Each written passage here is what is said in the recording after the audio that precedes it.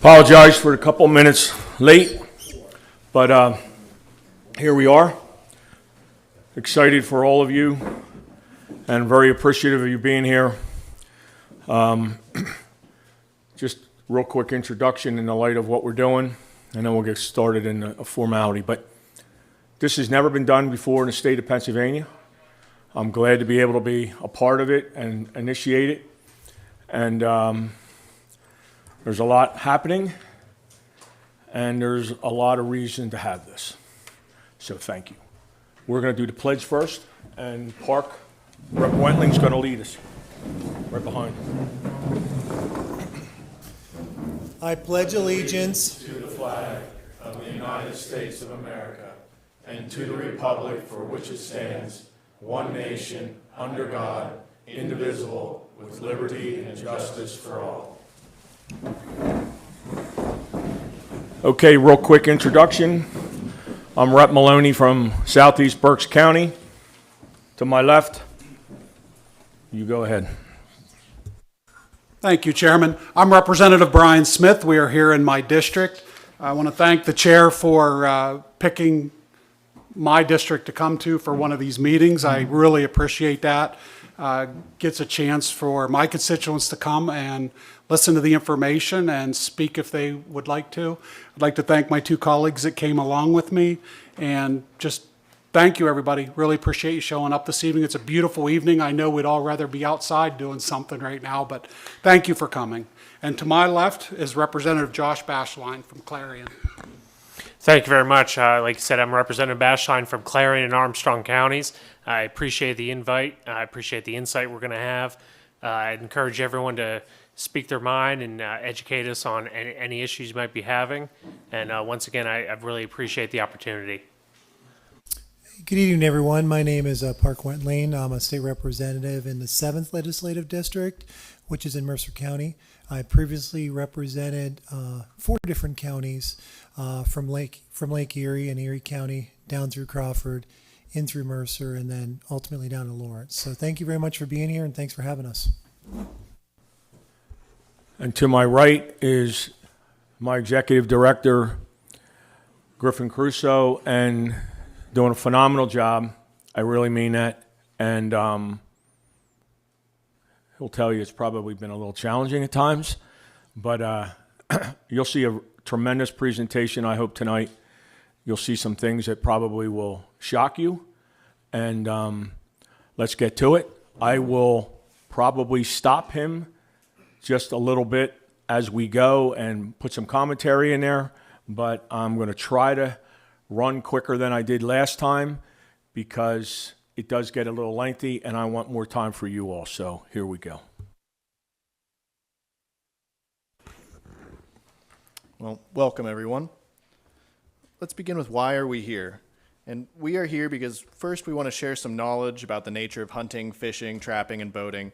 But really more than anything, we hope to gain some insight from the sporting community to direct our efforts in Harrisburg. So the agenda for today is as follows. We're going to start with what is the Game Commission and what is the Fish and Boat Commission, just to get on the same page. Who are the commissioners? Some concerns we have, some solutions we have, and the most important part of the day, open conversation. Let's begin with what is the Game Commission. Firstly, it was created by the PA legislature back in 1895 to protect and conserve wildlife. It was not started to encourage hunting. You didn't need to encourage hunting in 1895.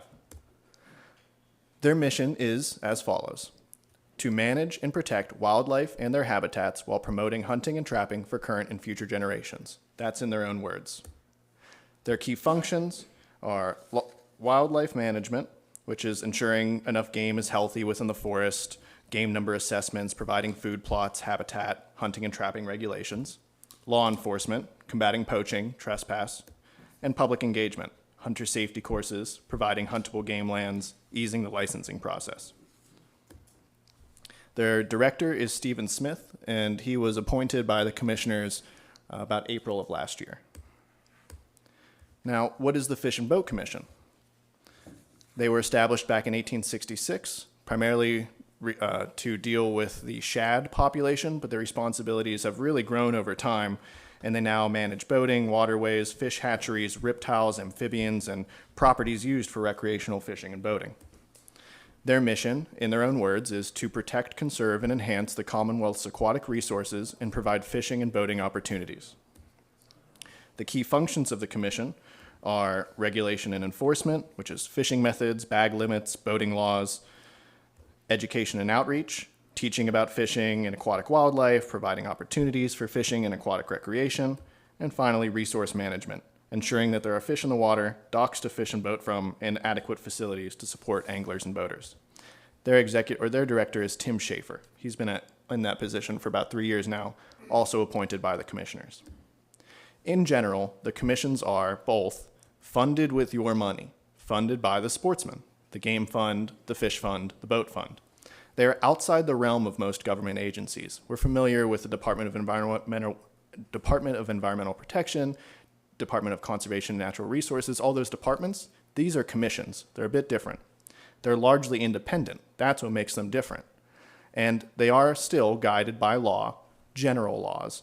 The Game Commission's guided by Title 34, Game, and the Fish and Boat Commission is guided by Title 30, Fish. So we've gone through what are the commissions. Now, who are the commissioners? So what is a commissioner? Firstly, they're an appointee. The process is that they're suggested by the Governor's Advisory Council, which is a nameless, faceless group of individuals that advise the governor. The governor then chooses one of these individuals, and the individual must then be confirmed by a majority vote of the Senate. The House plays no role. The sportsmen play no role. Chairman? Yeah, I just want to put a couple things in there, and I will preempt this by the fact that sometimes when I give details in history, it's going to be sharp. It's going to be somewhat maybe blunt, but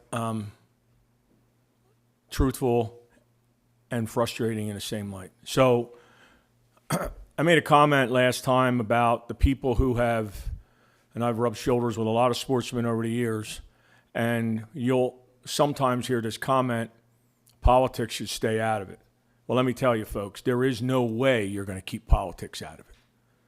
That right there is perfect example. That advisory council, you now have a governor who has made it as obscure as possible so you don't know who they are, can't contact them, don't have a website, all the communication and transparency is gone. That's problematic to me for a lot of reasons. It doesn't mean you can't have a good person serving.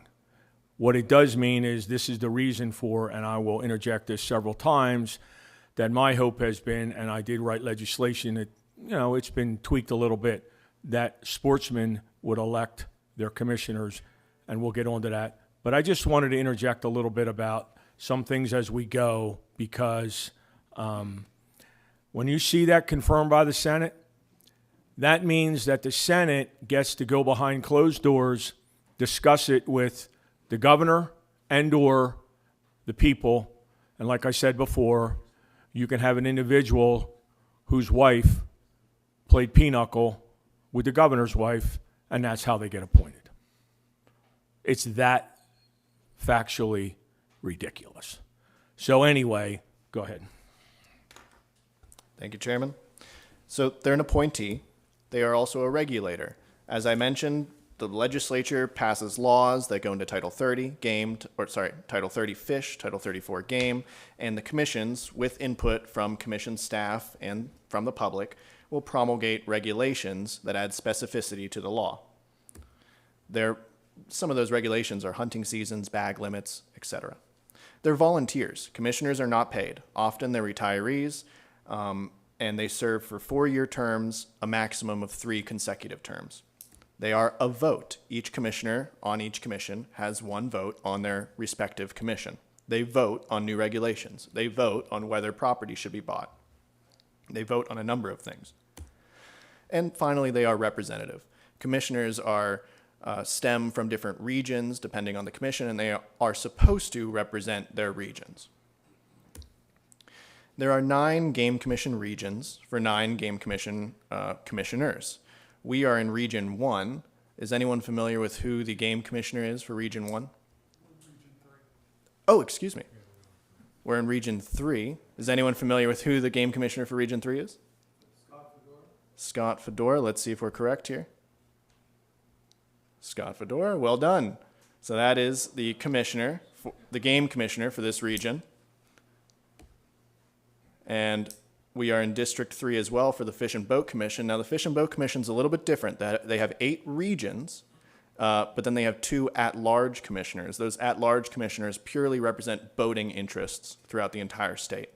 So who is the regional commissioner for the Fish and Boat Commission for Region 3?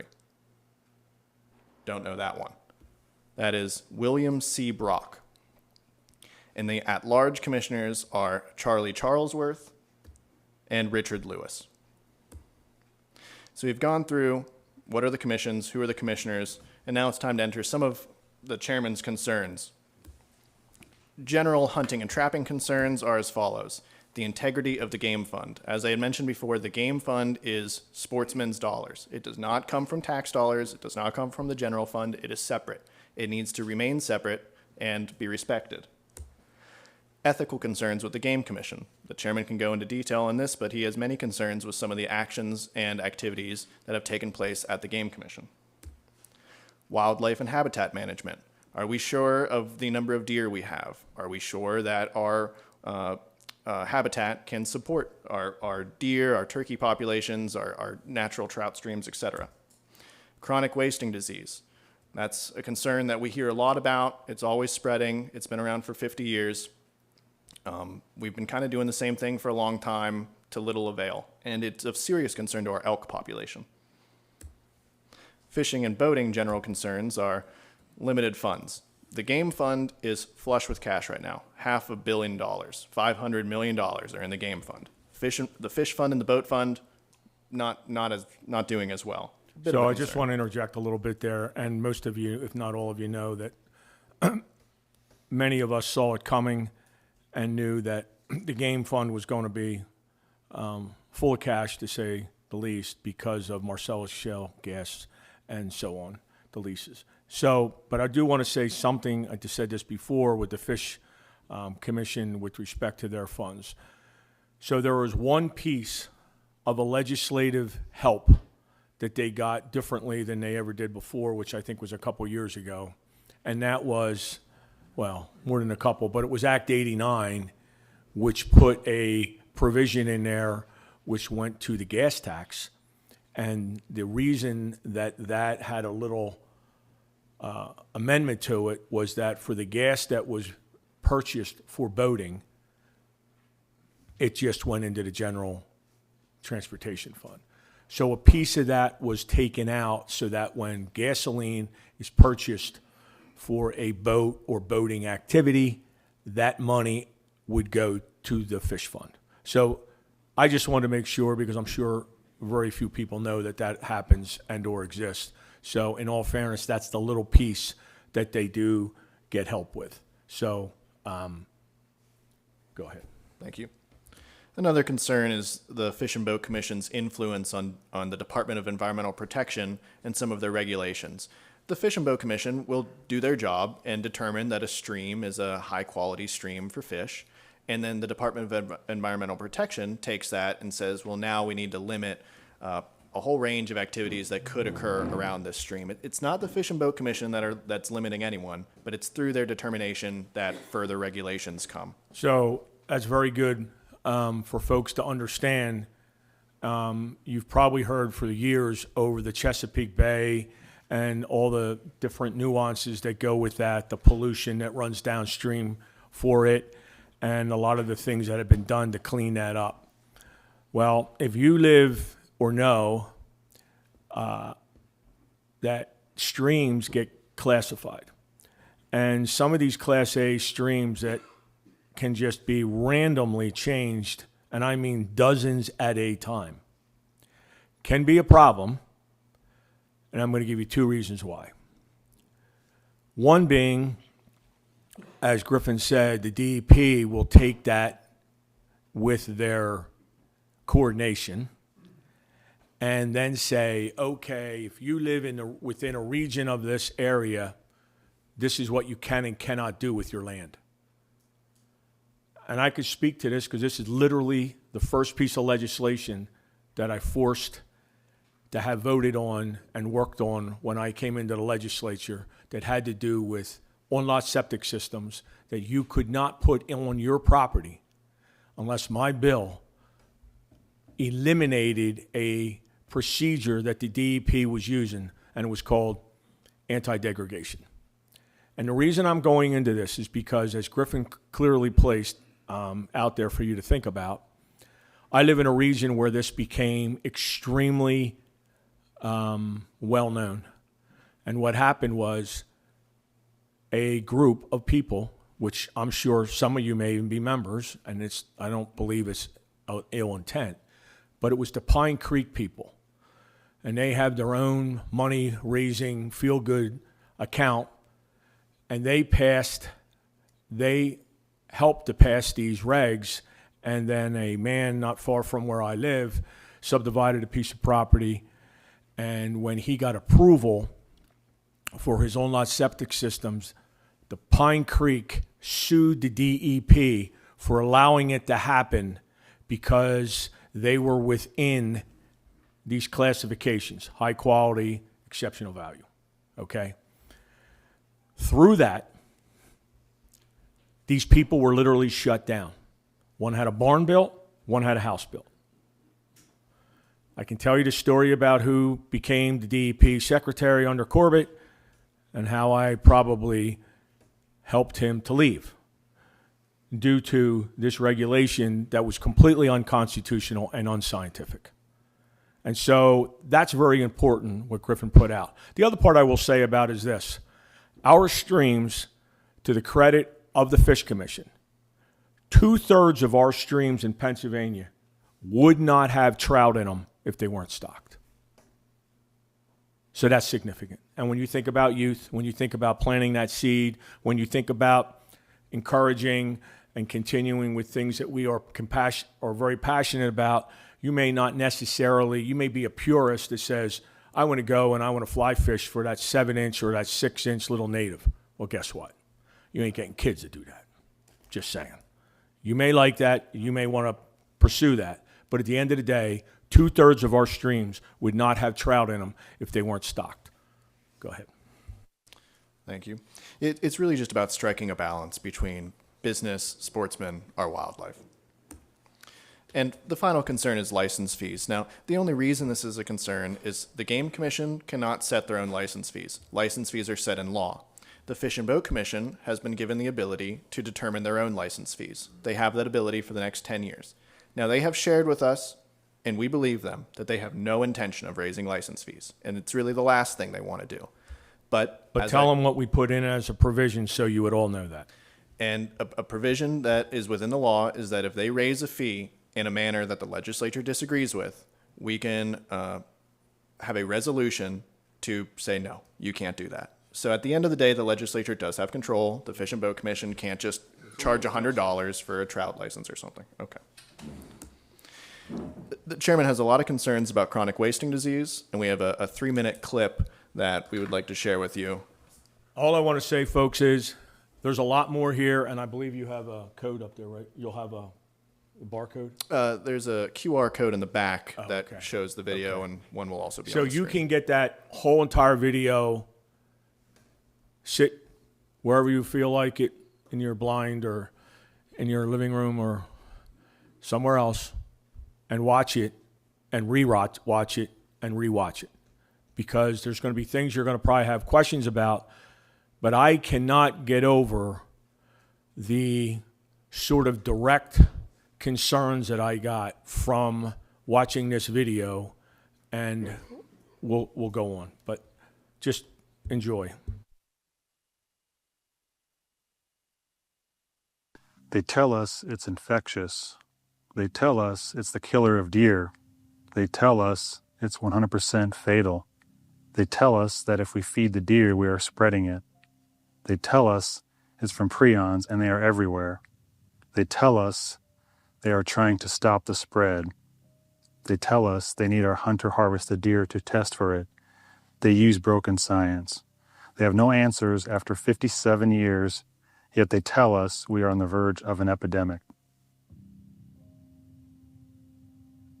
The agency's own document, the AFWA, contradicts what they restrict.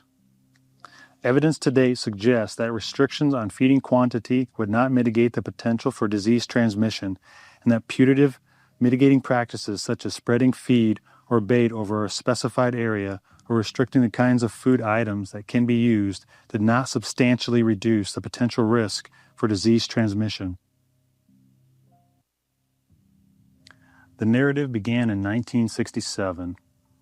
The one piece that is in agreement is CWD is a neurological degenerative disease that is focused on the brain and spinal cord. The rest of the narrative is filled with confusion, doubt, fear, power, and funds. Millions of dollars has been spent on research, restrictions, slaughtering, propaganda, and testing, while EHD and Winters have killed tens of thousands. Where is the money coming from? There's a simple response: the people. Whether it is from the Pittman-Robertson funds, legislation, or license fees, it is the people.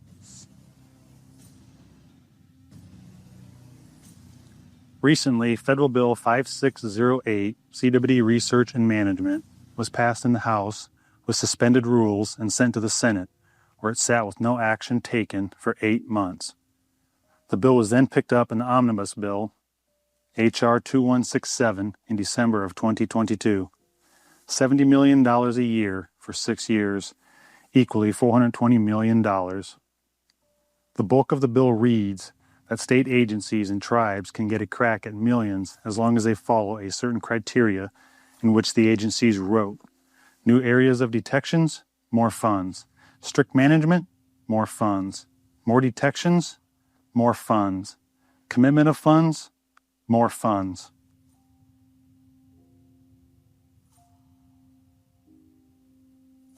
There were many agencies and groups that lobbied or donated to the passing of the bill. Suddenly, an uptick in meetings, slaughtering, testing, and propaganda began across the nation.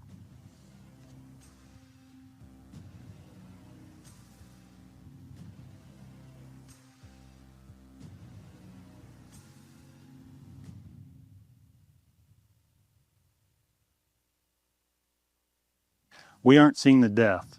Where are all the dead deer they are telling us is happening by CWD? Testing, testing, testing, testing. And again, there's a 30-minute video of that online. There's another hour-long video. And what the chairman is really trying to stress here is that we've been doing the same thing for over 50 years. It's continuing to spread. Perhaps there's alternatives that we need to look into. So there's a couple other things about that, and that is so that doctor right there is an amazing scientist. He goes on to ask you, and that's why you really need to watch the whole video. He goes on to ask the general question, what is a prion? Or he's asked in an interview, whichever it is, what is a prion?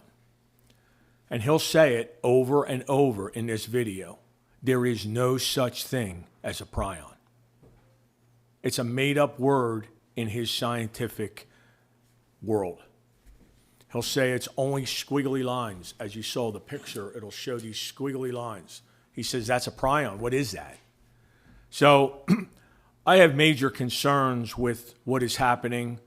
And of course, you guys all know that there's a lot going on in the federal government with respect to the different things that may be happening or how money is being spent. And so there was a statement that I made for years, which was like this. How would you like to be the young person who left college and went into a career of CWD research?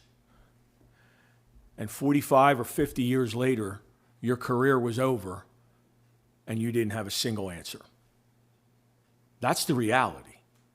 So, as many professional farmers, deer farmers, professional hunters that I got to know over the years and have commiserated with, they'll tell you that they have great concerns as to what is being done, what is being said, and what actual facts are. And I'm not going to get into theories. That's not me. What I am concerned about, usually, number one, is truth. And if we don't have answers, but we're saying this is specifically right, like that Dr. Wallach would say, there is no such thing as a prion, okay? So I'm just going to leave you with a couple things that have bothered me when I'm sleepless. I have heard from day one that it's so toxic, that it's so infectious, that deer swap spit, they touch noses, they do all these things, and infection continues. There's a major attack against deer farmers, but they have evidence that outside deer infected their deer. So it goes on and on and on without really a good answer, which bothers me, okay? So then you have double fencing deer farms and things like that. Here's a question for you. How do you have 100 deer inside of an enclosure and one comes down supposedly with CWD? Where's that come from? How? And if this CWD infected deer was so toxic, as they say the ground gets so toxic that it doesn't leave for hundreds of years maybe. I don't know how they know that. But that's what they say, right? So here's the other question. If they defecate, if they salivate, if they urinate, if they do any of that in the woods like an animal does, why isn't the whole entire woods contaminated? Why isn't all the dirt everywhere just contaminated because a deer that may have had CWD walked on it? These are some of the frustrating questions that I think that any of us would have because it just doesn't make sense, okay? What does make sense is the money machine, okay? And before I go on to another subject, I'm going to just read off a couple notes I have that you all can get on websites. One of the websites is datarepublican.com. The other one is, what is it, something? USAspending.gov, okay? Now I'm just going to read off some of our friends, right? Our friends, remember? National Wild Turkey Federation, $15 million. Trout Unlimited, $230 million. Ducks Unlimited, $373 million.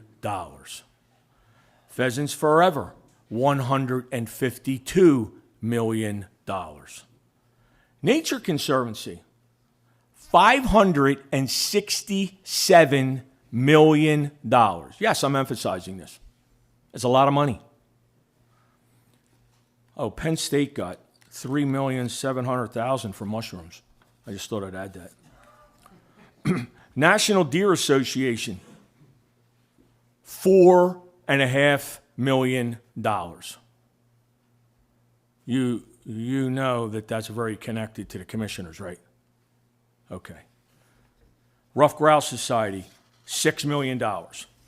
So think about this. Our state bird, which is one of the reasons from the time I came in, I was very concerned about our state bird and the habitat. And all I ever heard from the commission and other people was the habitat is not allowing the bird to do well anymore. When I would say, well, that's your duty.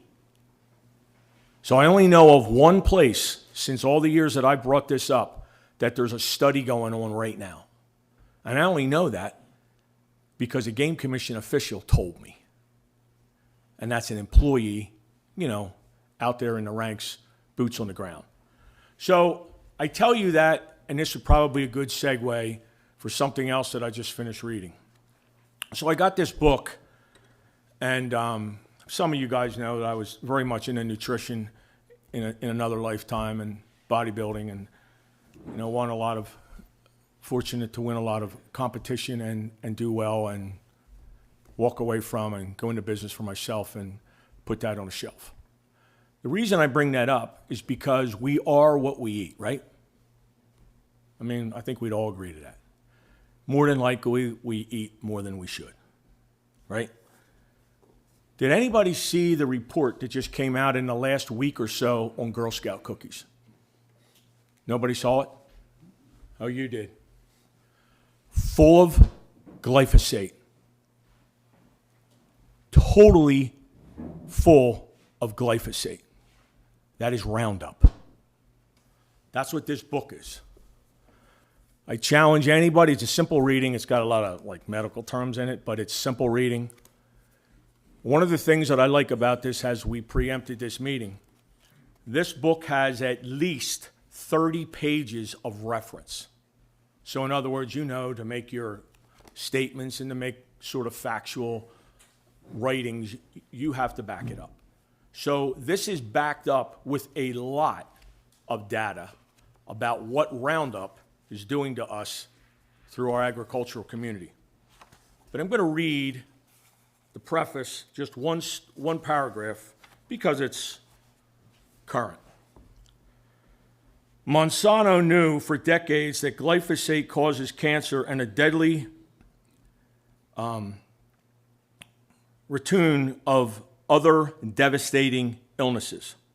Instead of warnings its customers and consumers about these risks, Monsanto manipulated the science, defrauded regulators, bribed prominent researchers, transformed the EPA pesticide division into a cesspool of corruption, and promoted propaganda worldwide, systemically lying to the public that the deadly pesticide was safe.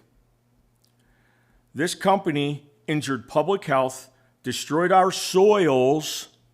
See how I relate in that? And very concerning to me. Exterminated species, wiped out small farmers, and deprived the public of their fundamental civil rights of informed consent. Monsanto made a special project of discrediting and destroying scientists, advocates, and performers who exposed its corrupt cover-up. Among the most prominent of these was heroic MIT researcher Dr. Stephanie Seneff, who wrote this book. In 2018, I was fortunate enough to be a part of a legal team that finally brought Monsanto to justice. We relied heavily on Dr. Seneff's research to achieve this victory. Robert F. Kennedy. Okay? It's very, very current. Okay? Now look, to be honest with you guys, I'm not anti much of anything except for truth that's been lied about or lies that has been told as truth and bad science. So I say that to you because these are things that it's not being talked about. And I understand some of it's not popular. You know, I pretend I'm a farmer, just in case you wondered. I put food plots in. I garden. I like it. But I'm a pretender, okay? I try to do the best I can with as much information as I can. But I don't get near that stuff. I had a friend who was a bodybuilder in the gym with me many years ago. His name was Russ Faust. I think he's gone. Matter of fact, I know he's gone. And he would pop up these tumors in his body. They'd come up in his body. I go, Russ, what's with that? He goes, Dave, I spray Agent Orange. I said, what? He goes, no, I work for the county, so we're allowed. And the closet that I go into is marked with, poison. But because we're a county agency, we're allowed to use it, and I use it to defoliate in the Montgomery County Park. He said, I've had a nozzle for years that sort of leaked and dripped on me. He said, I didn't realize what it was doing to me. He died of it, which is basically Agent Orange. You guys all know what it did to Vietnam, all right? So take Roundup, mix it with diesel fuel, and you got Agent Orange, okay? So again, I only say these things because wouldn't you stop your child if they're going to run out in traffic? They're going to get hurt? Like, wouldn't you want to be responsible? So I raised the questions, I raised the concerns, because I do think there's things that we're overlooking and that we could help ourselves with. I'm going to leave you with this. I have a man from church who's basically bedridden as of the last 2 weeks. And he's been deteriorating for quite some time. An extremely talented carpenter. Extremely talented. Well, he lives right off of Route 73 back home. He lives on a plot of land that's about an acre, maybe 3/4. He built a house there. He's lived there for 40-some years. He's come down seriously diagnosed with Parkinson's disease. Okay, if you don't know that, that's one of the side effects. So he goes to this doctor over and over until the doctor says, yeah, you are just absolutely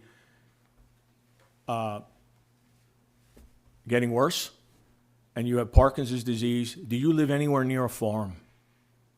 He said, yeah, back on my property is a field. I've lived there for 40-some years. Doctor said, okay.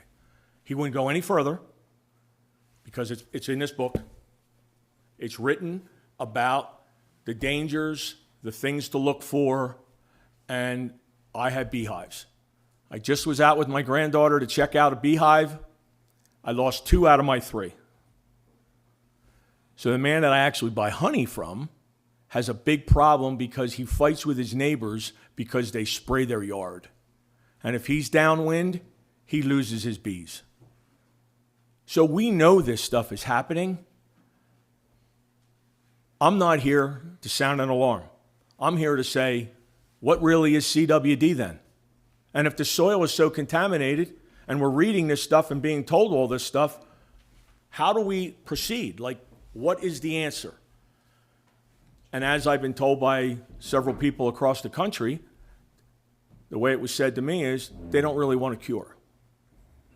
So I just have to share those thoughts with you because I do think it's unfortunate that we'll take and trust somebody, and we want to, but we don't necessarily know that we're helping the situation. So pretty much the most of my commentary in that respect, because it relates to where is CWD coming from, what can we expect to think about it. Did you want to say something? No. So, yes. Dave, can I ask you a question? Has anybody filed right to know about them making campaign donations? You mean the Fed?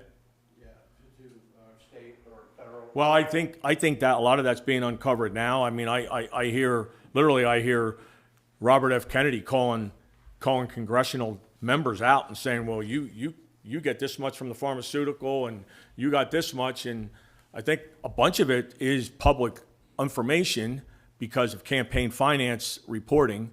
So a lot of it's out there, but Has anybody looked at that to see what effects that has in Pennsylvania? I can't answer that. I cannot answer that. I know that, the old saying, follow the money. I know that's a problem. Yes, sir. You mentioned Penn State. You can throw in $650,000 to the Center for Private Forests for ecosystem service studies. No one in the forest products industry, and we have some here, have any idea what that is. And Glenn Thompson said, oh, well, when I said, how did that come into a grant for Penn State? No one knows what it is. No one cares. It'll be a document sitting on a shelf collecting dust. It's just paychecks for people that can't function in the private sector world. It's sickening. And I think you're seeing that being everybody has to know what the word Doge is anymore. I mean, okay, that's probably the most effective thing that I've ever seen in my lifetime.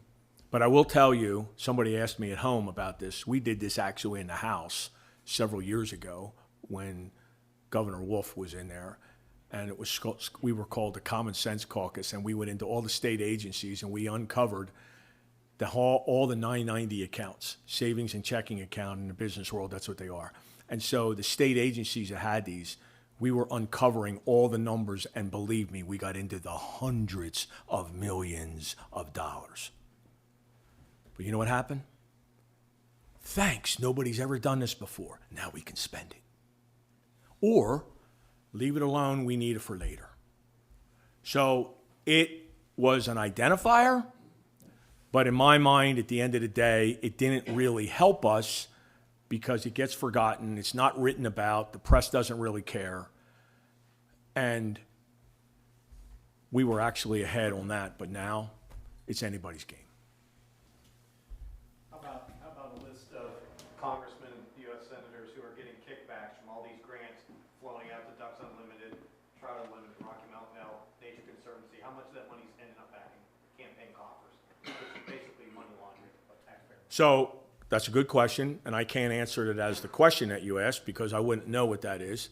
But I would tell you people that I had a major concern on the federal level when it came to Ukraine. I actually have a grandmother who came from Ukraine, okay? It's not against anybody, person, country. What we should be against is false information and what I really looked at as a money laundering machine of American tax dollars going somewhere and then going out somewhere else that you didn't have any idea of. Let's face it, we know now that much of that money was nothing but a scheme, money laundering, whatever you want to call it. So, yes, it's a big problem. But I'm here for a little problem that I think is a big problem for us that live here in Pennsylvania. And I would say that hopefully we do get action to some extent with change or at least an answer. And I will tell you this, I'll never do it again. But I had forced and begged and got a $1 million appropriations in our budget a couple years ago for CWD. And it had a specific, some of the men here are nodding their head and they know specifically it was a big fight, and I finally got it in. And Governor Wolf was the governor, and I was told multiple times he was against it.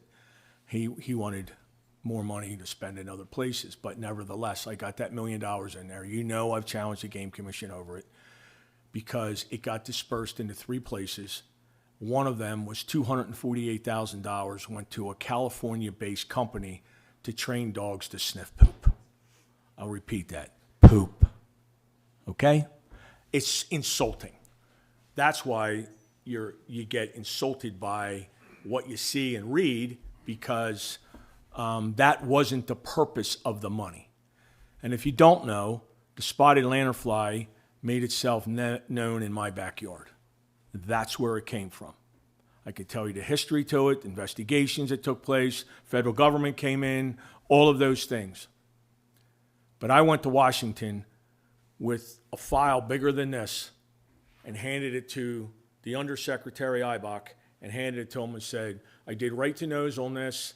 I have all the documents that there is that maybe can help you. We have issues with this bug. It came from Southeast China, yada, yada, yada. I said, could we possibly get $10 million to combat this, get in front of it, whatever it would be, right? He released $17.5 million. I was beyond shocked as to how effective that was for me to go there and get that. But I'll never do it again. I will never do it again because I have no idea where the money went. None. So I share that with you because I personally drove my truck to Washington, D.C., went in underneath and did all the meetings and got in there and was able to secure that money, but I have no idea where it went. So to move on to a little bit more of a different subject. You're ready, huh? So decisions that have been made, things that have been very impactful for Pennsylvania sportsmen. Rep. Smith did utilize the issue to put forward a piece of legislation, which was basically to return the opening day of rifle season to Monday instead of Saturday. And before this presentation, which is very well done, is presented, I just want to tell you, for optics, that's why I brought this book. I brought this book just to sit it here. And if you guys don't know, we're being recorded and it's documented, and I got told today by a Democrat that he was watching my videos. Okay? Should we wave at him? Yeah, we can wave. So this here is the right to know that I did on the game commission on the Saturday opener versus the Monday. It's 1,100 pages of documents that me and staff went through to delineate it.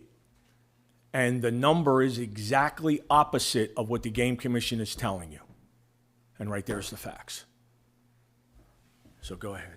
This is our presenter tonight, who did a tremendous amount of work with some other folks that are here, Randy and Dan and others throughout the state that gathered sort of the information that the best that we could, sometimes having to dig really deep, on the effects and the issue of the Saturday versus the Monday. And there's pamphlets, there's, I think, everything, there's a bunch of things in the backs. So I just wanted to make sure you knew where we were going to next. And this is another slide presentation. Well, thank you, Chair Maloney. I really appreciate the opportunity to be here with you all and just share a few slides of information together. And I'll be brief because I certainly want to leave time for you all to ask questions. I'll just give a quick background on myself. My name is Jennifer Guerrero. As you can hopefully tell from the photos, I truly enjoy the outdoors. I've got two older brothers who, along with my dad, made sure of it that I would be both a hunter and fisher woman. So much, actually, that one made me shoot in his rifle for him this deer season. And the other one continues to pressure me on making sure that his daughter, my niece, who you can see in that bottom right in the kayak picture, it's a little small, but I am responsible to make sure that she enjoys the outdoors as well. So a lot of pressure, but that really brings me to my why and why I'm here today.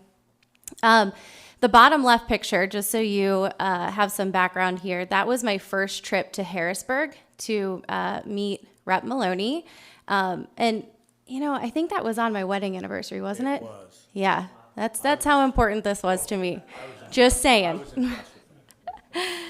Yeah. So, but over the next few slides, you will see that the majority of my involvement relates back to the Monday opener. And Randy Santucci and Dan Davila, back here in a couple rows back, they have really been the trailblazers here for this cause. And they brought me along for the ride shortly after I presented at a PGC town hall. And so I'm grateful for that and their support. Just for some awareness, shortly after the opener was changed, I really didn't feel the impacts, but it was the year that my brother, one of my brothers, and my dad decided that they weren't going to hunt. And it was at that point I said, uh-oh, we're in trouble here. Something bad is happening. And that's when I really started to dig in, and I'll show you, you know, some of those pieces here today. But if I can summarize just one thing, and if you could walk away with this kind of summary, it would be that I found it clear that our game commission would begin a sentence and then prematurely add a period, meaning that they essentially didn't finish their thought and would leave us without telling the whole truth or the whole story. And so that's really why I'm here today. I also just want to be clear that I do believe if the Game Commission could stay in their lane and really stick to the science and the good science, as Chair Maloney shared, then we're going to be just fine. But it's when, you know, these appointed commissioners overstep and make decisions like social ones, then non-hunters and hunters alike feel these negative impacts, like the social and economic pieces that have really come to light in the past couple of years. One quick thing before I jump in the slides: the presentation that I will be sharing today will be available on our website. The QR codes are on the back, so you're going to see the slides. The material is going to look really small up there, but I definitely encourage you to get in to our website, into our Facebook page, and you'll be able to see that. All right. So very quickly, this is what I'm going to talk about: a bit of a historical look back, the influence of archery, some recent events, and perhaps what's next. So I just want to start here with the definition of deception. So it is the act of misleading or tricking someone into believing something that is not true. It involves the intentional distortion or concealment of facts with the aim of causing someone to accept a false belief or understanding. This can be done through lies, omissions, misrepresentations, or manipulation of information. Now, this next image, it is obviously the state of Pennsylvania, but if you look very closely on the left-hand side, you'll see a kind of a very skinny sliver of orange, and that's meant to represent that the number or the percent of residents that actually hunt in the state. And the reason that I bring this up is because when articles or materials or media are published or statements are made, they're often taken at face value. So in other words, if 93 or 94% of Pennsylvania residents don't hunt, how would they know to look further or ask for the commission to kind of finish their sentence or, peel back those layers? So I'm going to go through a series of data-ish slides. And I know, again, that looks like an eye chart. It's really hard to read. But you'll certainly have access to these materials shortly after today's session. But briefly, one of the first data sets I started to look at was this percent change year over year in license sales. And the reason is because a lot of statements have been made about the Saturday opener being correlated to a leveling off, or even a reason that they were able to, quote unquote, stop the bleed. I don't know if you've all heard that, but it's something that we've certainly heard. But I want to take a moment and look back at history to some key changes that may have stronger correlations to changes in sales, plus a possible miss on the PGC's part, which led us to where we are today. So if you look closely, and again, I do apologize, it's small, but the first drop that you see in 2002, that was the introduction of antler restrictions. And then the next piece I wanted to call out there is actually an increase, and that was in 2009, and that was the introduction of the crossbow. And we'll talk about archery in a little bit more detail here in a moment. The next couple of notes right there, you'll see these correlate back to 3 surveys that I believe provided what I'll call golden information that I think our commission missed. And we'll talk about that in more detail as well. And then lastly, there was a lot of cheerleading around this increase in 2020, but that was likely correlated to the pandemic when we all know many were encouraged to spend time outdoors and social distance. So just a couple things I want to call out of, other items that can impact sales other than, this quote unquote Saturday opener. All right, the next slide here, again, apologies that it appears small, but this is just a note about the influence of archery. And you'll see that data set almost ironically looks like a bullet. I don't know if you guys can see that as well. But this data set is a depiction of the percent antlered harvest data. The blue line up top, that is rifle, and then the orange or brown line at the bottom, that is archery. So the archery season, we know, was extended pretty significantly, which could be why we see that percent harvest going up. Whereas the rifle season, which we know here, was extended by 1 day, being that Saturday, but the percent harvest actually decreased. So why could that be? Well, there's many reasons, but here's a couple thoughts that I have. Could it be the introduction of the crossbow? Could it be that hunters prefer the slightly warmer temperatures of bow season, or they like hunting during the rut? Or could it be that they could go after work since those days are longer, and they can spend more time in the field? I'm not truly sure why. But what I can tell you is that after the Saturday start was implemented, is it possible that hunters were so disgusted with that rush that they turned maybe to a different method? All right. The next slide here, this is meant to just show, again, a play on words. And I just want to call out key phrases here. So in 2023, the picture on the left-hand side, that shows a slide from a Board of Game Commissioners meeting in January of that year. And they stated at the time that time was, and it's bolded here on purpose, the main constraint. Whereas, actually, just a few days ago, this social media post from our commission stated that time is now one of the main constraints. And there's a reason that I'm calling that out in particular here tonight. And I share this because at the most recent informational meeting for our House Game and Fisheries Committee, I did bring this concept up that time is really not the biggest constraint. And this is that miss that I think occurred from that original slide that I showed you all. And here's why. So when you look at this slide here, again, very small to see, I know. But this is a sampling of one question that was asked in 2011, 2014, and 2017. And I just want to remind everybody here that this is from a Pennsylvania deer hunter survey that was statewide. It wasn't just, highly populated areas where, we experience a lot of hunters. So again, statewide survey. Now, if you look at this, they look very similar, but there's something I want to call out, and I'm going to show it in a separate slide here because it's easier to see. If you look up in the top, the question here is, what is the most important factor affecting change in your interest in deer hunting? So you've got time, place, personal health, age, expenses, and hunting partners. And then there's a series of questions that are red. All right. What I want to mention here is if you look at this at face value, what do we see? What's the biggest constraint? It's time, right?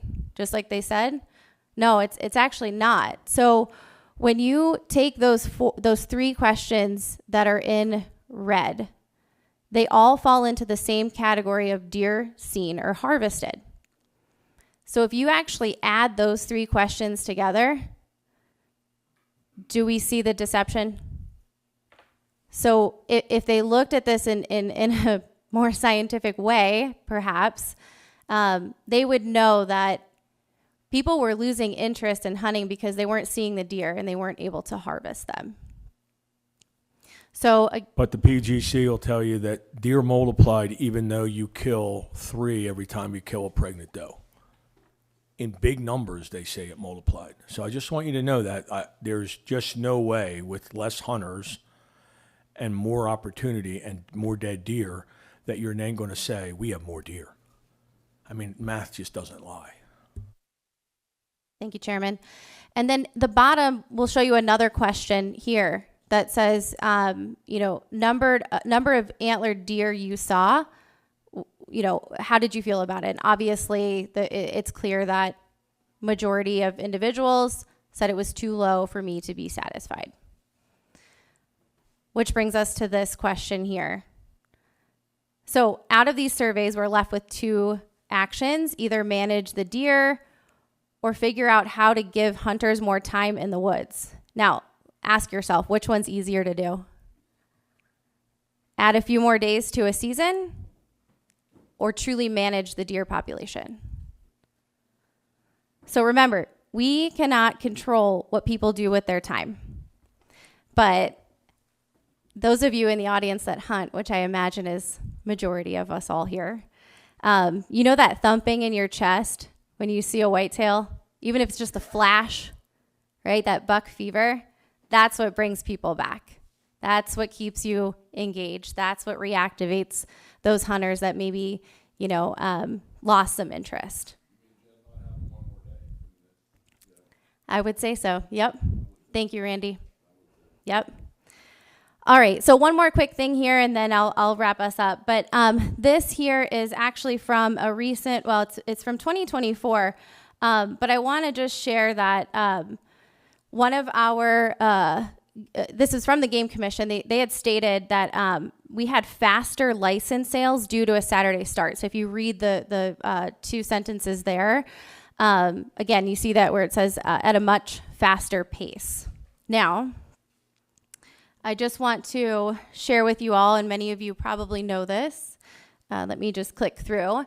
So before 2024, so in July, you purchased your general license, right? And then in August, that's when you would apply for your DOE tag. So you could buy your license at a more leisurely rate, right? And then still be able to apply for a DOE tag.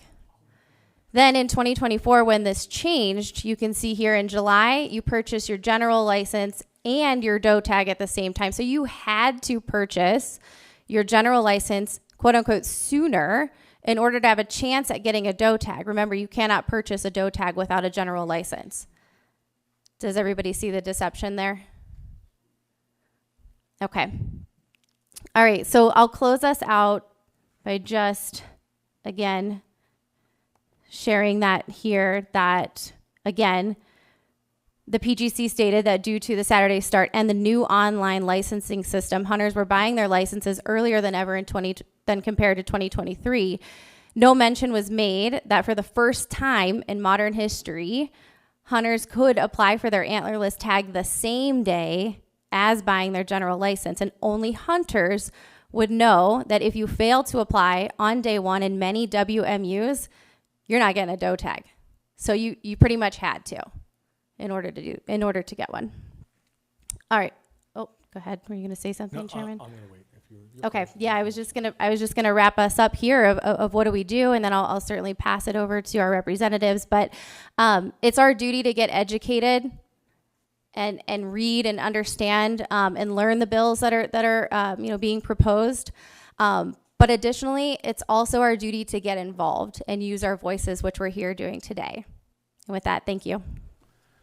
Thank you very much. How about a round of applause for that young lady? Great job. So I'll just add this before I go into another introduction, and that is, literally I have a sentence that gives condensed numbers in a general sense of opportunity, okay?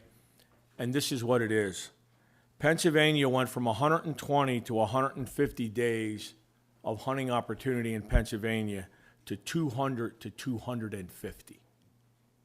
So pretty rapidly, we went to a place where we're killing white-tailed deer from September 1st to the end of January. And if the Game Commission gets their way, they're going to add a whole nother month of February. And in reality, you might as well just slaughter with any form of weaponry during that time, because basically that's almost what's taking place. So we have another guest, Senator Hutchinson. Welcome. Glad to see you. Would you like to take a seat up here? I'm fine. Okay. All right. You're welcome. Yeah, and former colleague of mine in the House, and he probably got a little bit of an earache from me a couple times, so just wanted to put that in there. All right.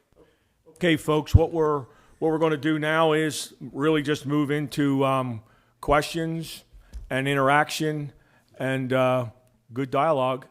And before we do that, I'd like to give Rep. Smith an opportunity in light of that piece of legislation we mentioned and gave you all the data to why it's a concern. Thank you, Chairman Maloney. A lot of you have probably heard this before. I've been speaking around the state on it and why I brought up HB 70 last year and then this year, which that's the current number. I had a constituent reach out to me and bring it to my attention. I'm a hunter. I knew about it, but really it hadn't clicked with me when I first got elected that I could actually possibly do something about it. And he reminded me that, you know, this is a problem. He told me the different reasons why he was interested in me doing something about it. The following week, I went to a fire banquet, which had different fire companies from around Jefferson County. The chiefs were there at Oliver Township, and I brought it up for discussion.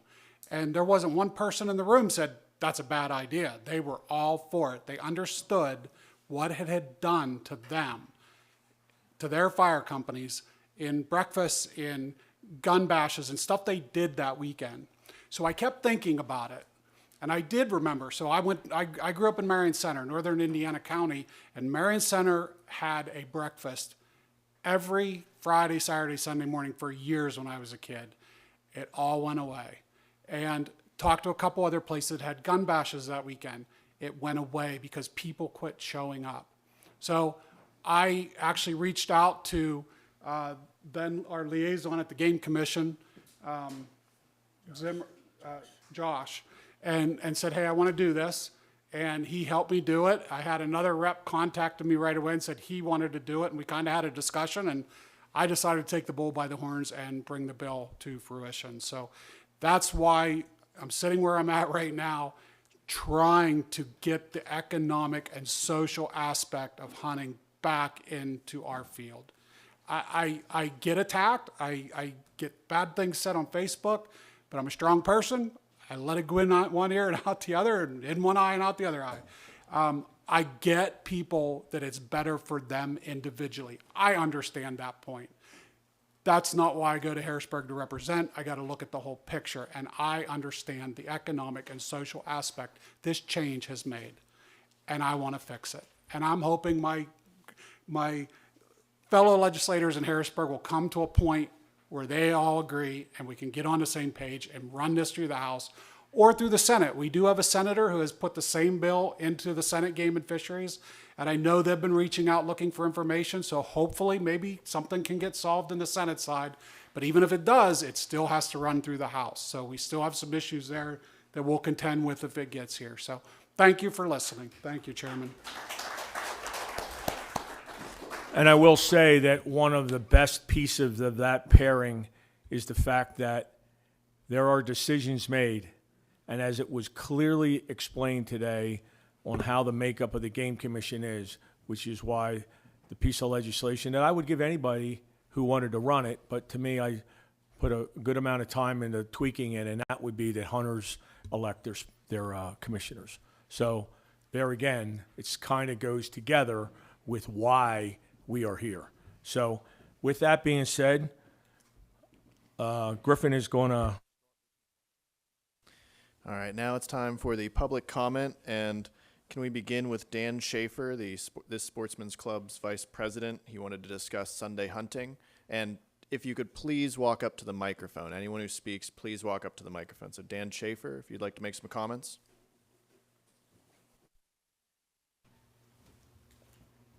My comment about Sunday hunting is just the impact that it has on the family, the traditions that we've had in the past. My family, my grandparents had with the hunting season. Hunting on Sunday has interrupted that for my family personally, and I'm sure it has for others here, and we are against it. Thank you. Tyler Martin, if you'd like to speak on ever-expanding game lands.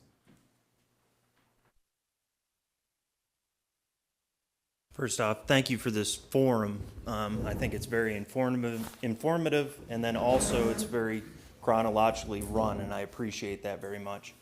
Thanks for the time to speak. I'm a Warren County resident, and in Warren County we have about 33% federal and state game lands. And we have a problem with ever-expanding government. What is the right number per county? Is that 2%? Is it 5%? Is it 10%? I can tell you, living in Warren County or our neighbors in Forest or McKean County, that too much public land is not good for your townships. We have townships at the Allegheny Forest Alliance that I am a board member on that can't even plow their roads. So how do we make up for that? And more importantly, what is that number, and how do we put brakes on that number?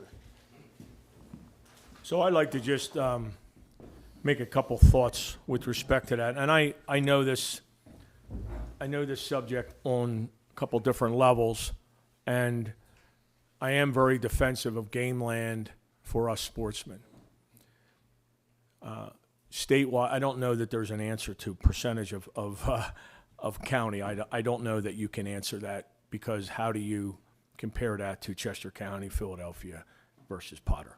So I will say there's a couple, I think, problematic issues with your problem, which is real. I get that. We have about 1.5 million acres of game land. There's over 700 to maybe 800,000 more state forest. Okay? To me, I'm very protective and very supportive of the game land because it is different. It's ours as sportsmen. And there was an act provision that we did, I believe it was just last session, that we bumped the amount of money that the Game Commission would pay in lieu of property tax, okay? Now, that was bumped, but I'm going to get a little bit sharp here because some of my colleagues just never seem to get it. If we didn't have the property tax issue that could have been resolved over the years, I don't believe we would be discussing this to this extent. Now, you may say it may not have been perfect. I get it. But I was part of a constitutional amendment that I know just few people disagreed with. However, the verbiage in that said in lieu of, which means instead of. So if we would have had the legislation that followed it to allow that, our homes would have been protected. Then we could have at least separated the other issues. Now, I'm going to tell you something that's a little bit more problematic to me with how that issue has really, I think, waterfalled. We all remember the Rendell days of we need casinos to pay for property tax. I don't think there's anybody in this room that doesn't remember that, unless you're really young. And that has become an abomination. Now I'm going to give you a really hairy, sort of sensitive situation to that because, look, I created First Responder Day in Pennsylvania because I believe in it and I believe they need to be recognized. Our last two governors didn't recognize it by law, in case you didn't know that. The law states that he must, or she, recognize it. Wolf didn't do it, and Shapiro hasn't done it. So having said that, all of the fire company grants that get handed down yearly come from property tax relief. Think about that. Who doesn't want to help the fire company? But that's not what it was intended for. Okay? So now you have the Game Commission, from what I understand, and I'm digging into this right now, dipping into that account to make up that difference. All right? I will also tell you right now, I put out a pretty sharp press release yesterday that the Game Commission thinks it's the governor who's pushing this, by the way. Yeah. That they can take 391 acres of our land in Carbon County and give it to DCNR. Okay? I personally think it's not only a violation of what the intent is, but the Pittman-Robertson funds are being challenged as to why would we allow that. So I'm going to call the Fed on it. Okay? So that's why I say I know there's not an easy answer to it, but there is a part of this where I think we could have been more reasonable going forward with what kind of money was needed in the municipalities, why they needed it, all that stuff. Gravel dirt road money. And I believe the senator could probably speak to things that I'm forgetting or maybe are a little bit details. But again, that's why I had to say that, because I don't know percentage-wise to your one question that that's possible. But the other part of it is if we would have just stayed with the intents of things, we would. Look, are you guys familiar with the casinos in your county and what they call LSA money? That's local share money. So that money is also coming from casinos. Remember, Ed Rendell. Okay? That's why I keep going back to that. When you allow government to think they know what's best, change the intent, or now redirect the money, that's why that slide earlier was so big and so effective when it came to CWD.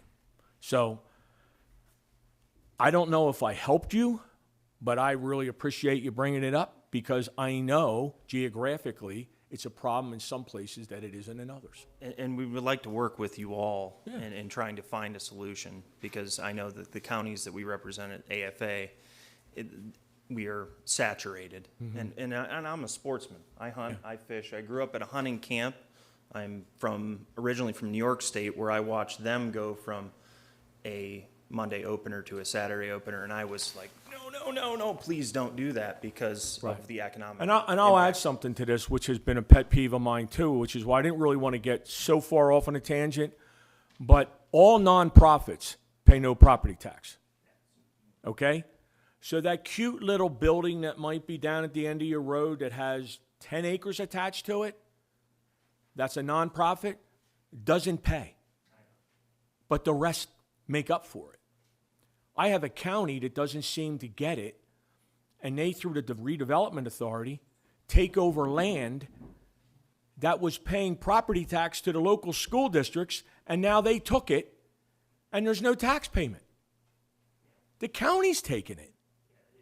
To make up for the loss of transfer tax, the loss of the property tax. And for whatever they want it for, they're taking it, and then they'll say, well, we're renting it out to the district judge, or we're renting it out to this. Let the private sector own it. Let the private sector take care of it and stay out of it. But they can do it legally, so they do it. Yeah. Well, we look forward to working with you all, and thanks for the time. You bet. Thank you. Next, we have a gentleman who traveled a bit of a distance to be here today, Chuck Brotherton, and he wanted to speak on elk.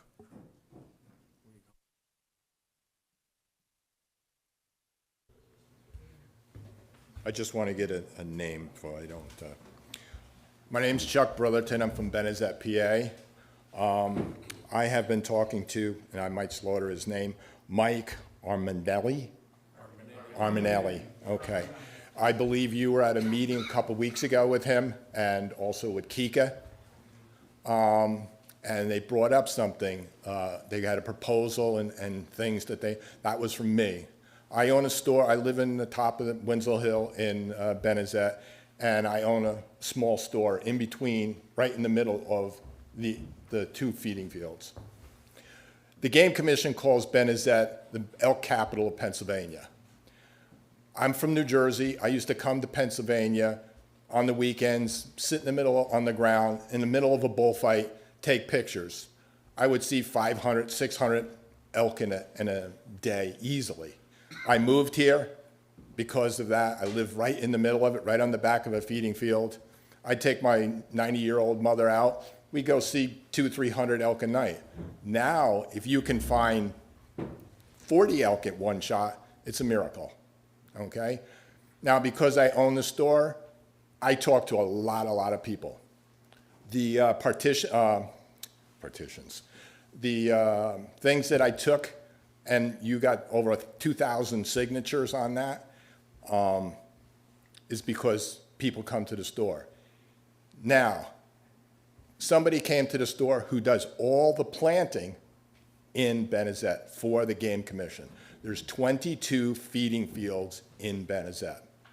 The year of the pandemic, they stopped planting them because of probably the chronic waste disease. They didn't want the elk to be there. Plus, a lot of people complained that they ate their flowers and stuff like that.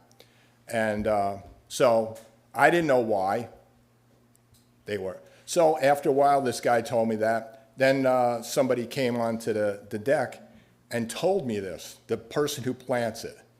I harassed the Game Commission for about a year or so. I wanted the feeding fields planted because Benezet is 100 square miles. It has 213 permanent residents. To what the gentleman said there, almost 75% of Benezet is owned either by the Game Commission or DCNR. We have very little tax base at all because of that. Kika, the visitor center, as you know, is tax-free. They don't contribute anything to the town.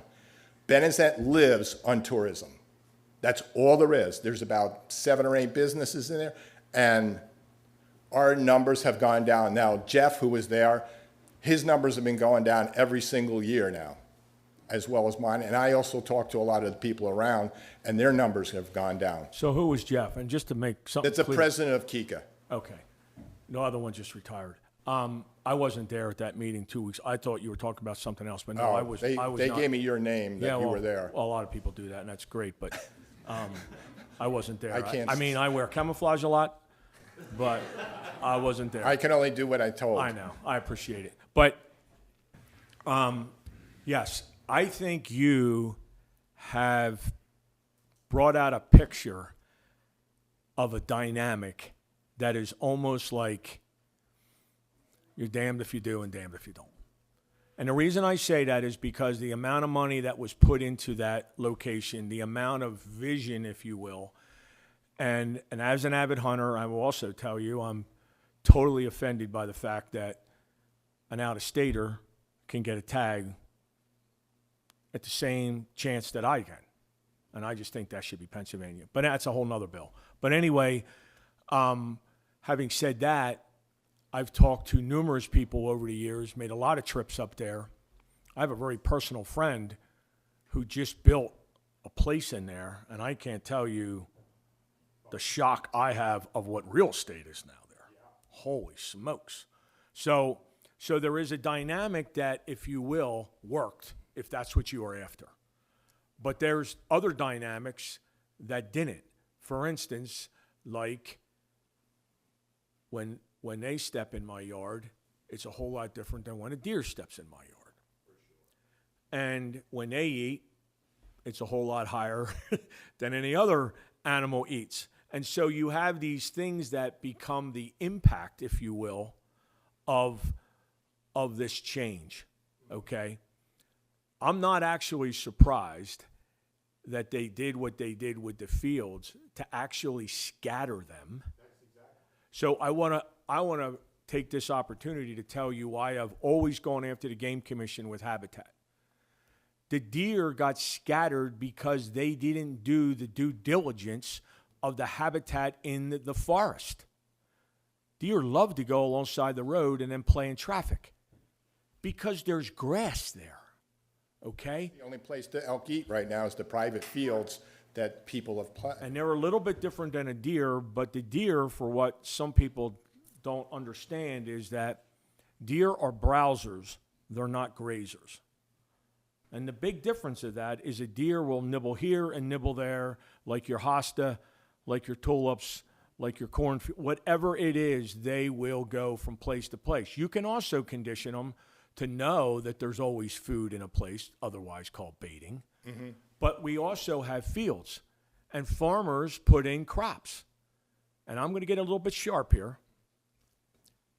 Farmers need to stay in their lane when, in fact, they're putting food out there that's going to attract game, right? Benezet doesn't have farms. Correct.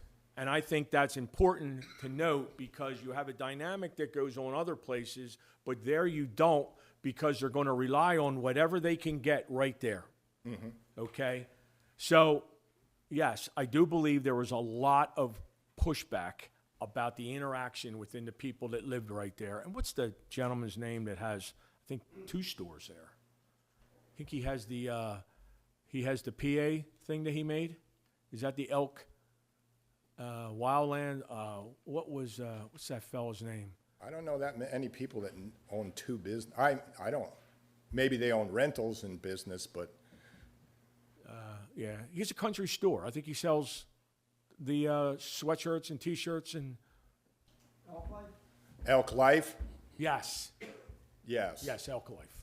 Right. Yes. Yeah. I thought he had 2 places. But anyway. He did. He had Benezet Wines and Elk Life. That's what it was. I knew he had 2 places. So anyway, I know that he has done well or whatever. But to your point, he has a tourism piece that he gets because. If you call him now, he'll tell you his numbers are going down too. Yeah, right. And again, I just say that because there seems to be some, I'll just say, unintended consequences sometimes when we do the things. What, in your personal opinion, do you think would help fix the issue? Well, I also, since you weren't at the meeting, you didn't know, I also asked the Game Commission to open up the roads to allow electric bikes to ride. They mean, they got hundreds of miles. They're not allowed to go on the roads or anything. I'm trying to get the Game Commission to relax its thing, plant seasonal feeding fields strategically. They got spent all these monies making the overlooks and the views and everything else. The fields aren't planted. They spent all that money, all that time, everything else, and they're not planted. Plant the feeding fields away from where people you can't touch them or anything else, because they're always worried about getting too close. So what's the coordination there? I don't remember the partnership there with the Game Commission versus the Elk Center, and who sort of... They're not together, but Yeah. the Game Commission is the one that gives them the lease to have it and so on and so forth, and they support But is them. it only the Game Commission that plants the fields? Yes. To the best of my knowledge, yes. Okay. And they planted some fields, they appeased me. They planted stuff which they were told the elk weren't going to eat. Yeah, they planted nice, great clover that grew about so high and everything else up on the top where they were supposed to, so no one can theoretically touch them. The old feeding fields, which is below, they nibble at the top and then that was it. They don't go there, they go where the old stuff is. Behind my house, I have the Dense Run feeding field. They planted clover, you know, the little tiny stuff. The deer love it. They're in there constantly. The elk, they brez a little bit and move on. Yeah. But the Game Commission knows it, because if you follow their tags that they issue, up until this year, they put out 40, 30, 50 cow tags.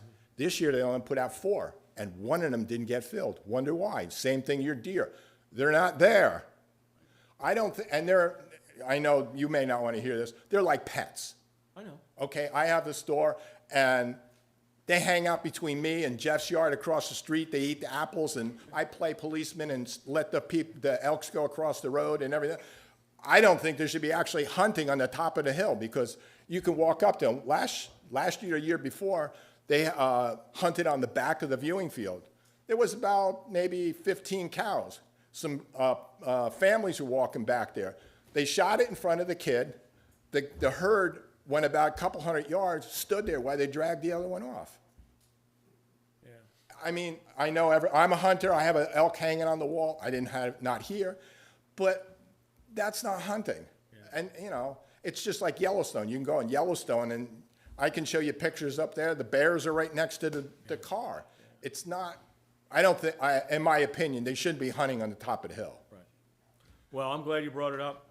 You know, you don't normally hear a lot of it, other than the fact that there's a big rub with hunters where they'll live 100 years and never even get a chance to get a tag. So yeah, I appreciate the. But what I like the Game Commission is to plant strategic fields.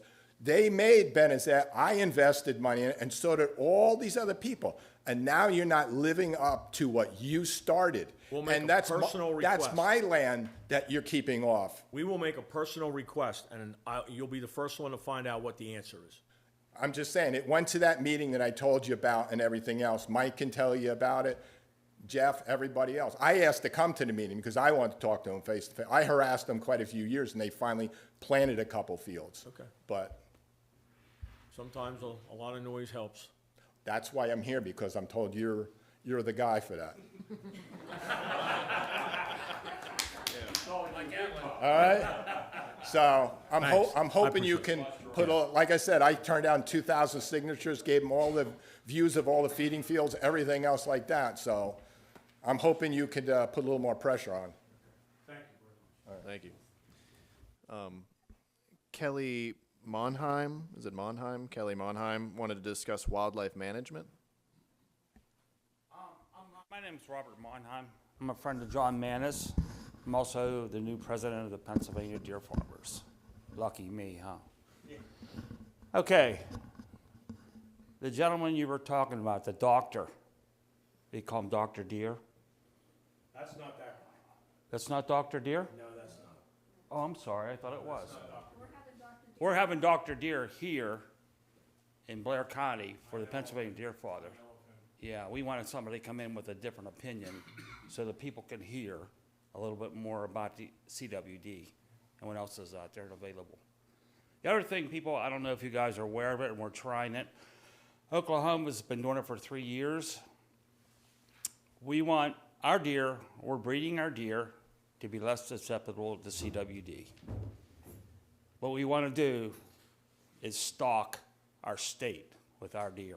So just so you know this, because I think you just started this year as president, correct? Yes, sir. Yes. So I've been very, very active for all of you that don't know with the deer farmers of Pennsylvania specifically, and some nationwide like Keith Warren and folks like that.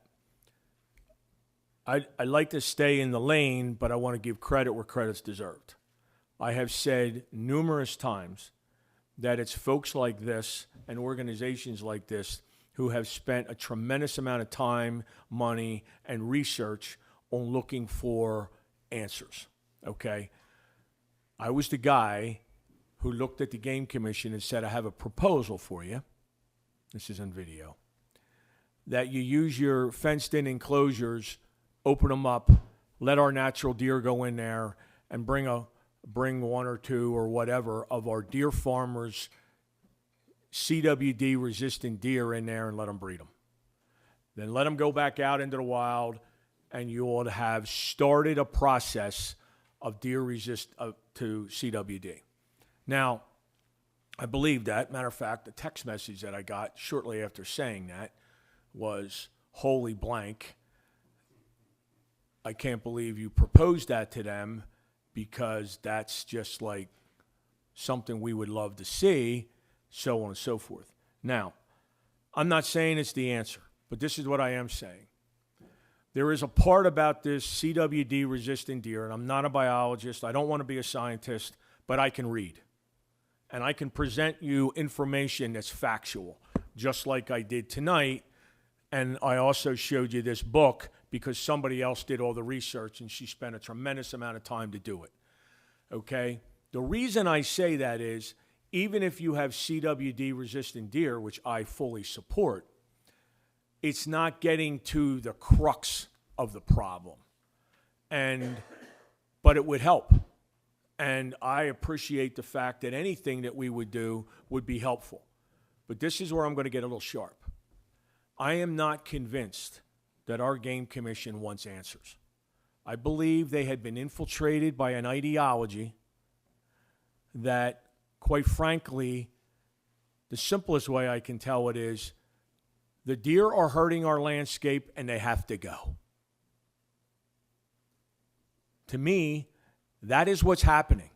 It is truly the deer war, where we want to kill the deer in Pennsylvania because of whether it's green certification, whether it's overbrowse, whether it's CWD, whether it's EHD, whatever the reason is. All of these things are coming together. How did you like the bear biologist who did a tremendous amount of work and good work for Pennsylvania of 25 years, that after 25 years he did not know that the bear was the #1 predator to the fawn? How'd you like that? Yeah. And my only point to saying that is, you have the bear, the coyote, the hunters, the cars. You have all these things on the attack of the white-tailed deer. Well, of course, you know. Cars. Yeah. I mean, squirrels get killed too. But I mean, at the end of the day, 93 or 94% of hunters in Pennsylvania buy a hunting license to pursue the white-tailed deer. That's a high number when you see that chart that was up earlier with that little sliver of people who are the other ones, which was us. So my only point is, I agree that anything that we can do to enhance the health of this herd, I think it goes without saying. I truly believe that.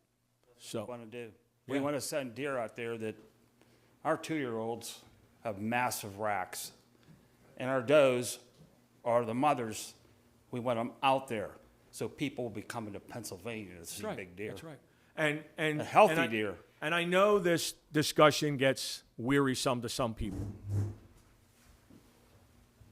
And I'm a guy who has spent a lot of time at this and really liked it and really has enjoyed it. And I do point restriction on my own, and I have grandchildren now. And the whole bit. I think a lot of us here are probably participate in that, as Jennifer said earlier today. the next generation. But I think you would probably tell all sportsmen here from the deer farmer's point of view that point restriction isn't working. No, it's not. See? I agree with 100%. I needed people to hear that because it may not be what you're thinking, because you might have seen, a 150 class buck or whatever it is. But I leave you with just a simple principle. The younger buck do most of the breeding that those bigger buck don't even get a chance to do. And so there's a complication there. And there's states now that are removing point restriction. I would like to just say, why don't we just start with seniors? Because seniors, I think we all know that you could be on your last hunting season. You could be on your last day. Why not let a senior have the opportunity like a young person? Yeah, let them take the spike. Let them take the forkhorn, whatever it is. So I want to comment on that. This worry about seniors not abiding by antler restrictions. First off, many seniors may not take a small buck. The impact from seniors, which is on the herd, will be inconsequential. And to your point, seniors with waning eyesight, health issues, not as much time. Let them, give them a break. Who cares if they take their 4-point? There's a certain human side of this thing that's being missed. Yeah. And And I appreciate that, because I've basically been doubting that. But I wanted to add to what your concern is, and I will also say that I am not disagreeing with Dr. Deere. But what I will tell you is, it is folks like that who get dogmatic about what the problem is, but they don't have an answer. That's why I believe that video. And John Manta has that, by the way, and I think he has shared it, because I gave it. We got to be good friends. He's an amazing man. Yes, and I gave it to him.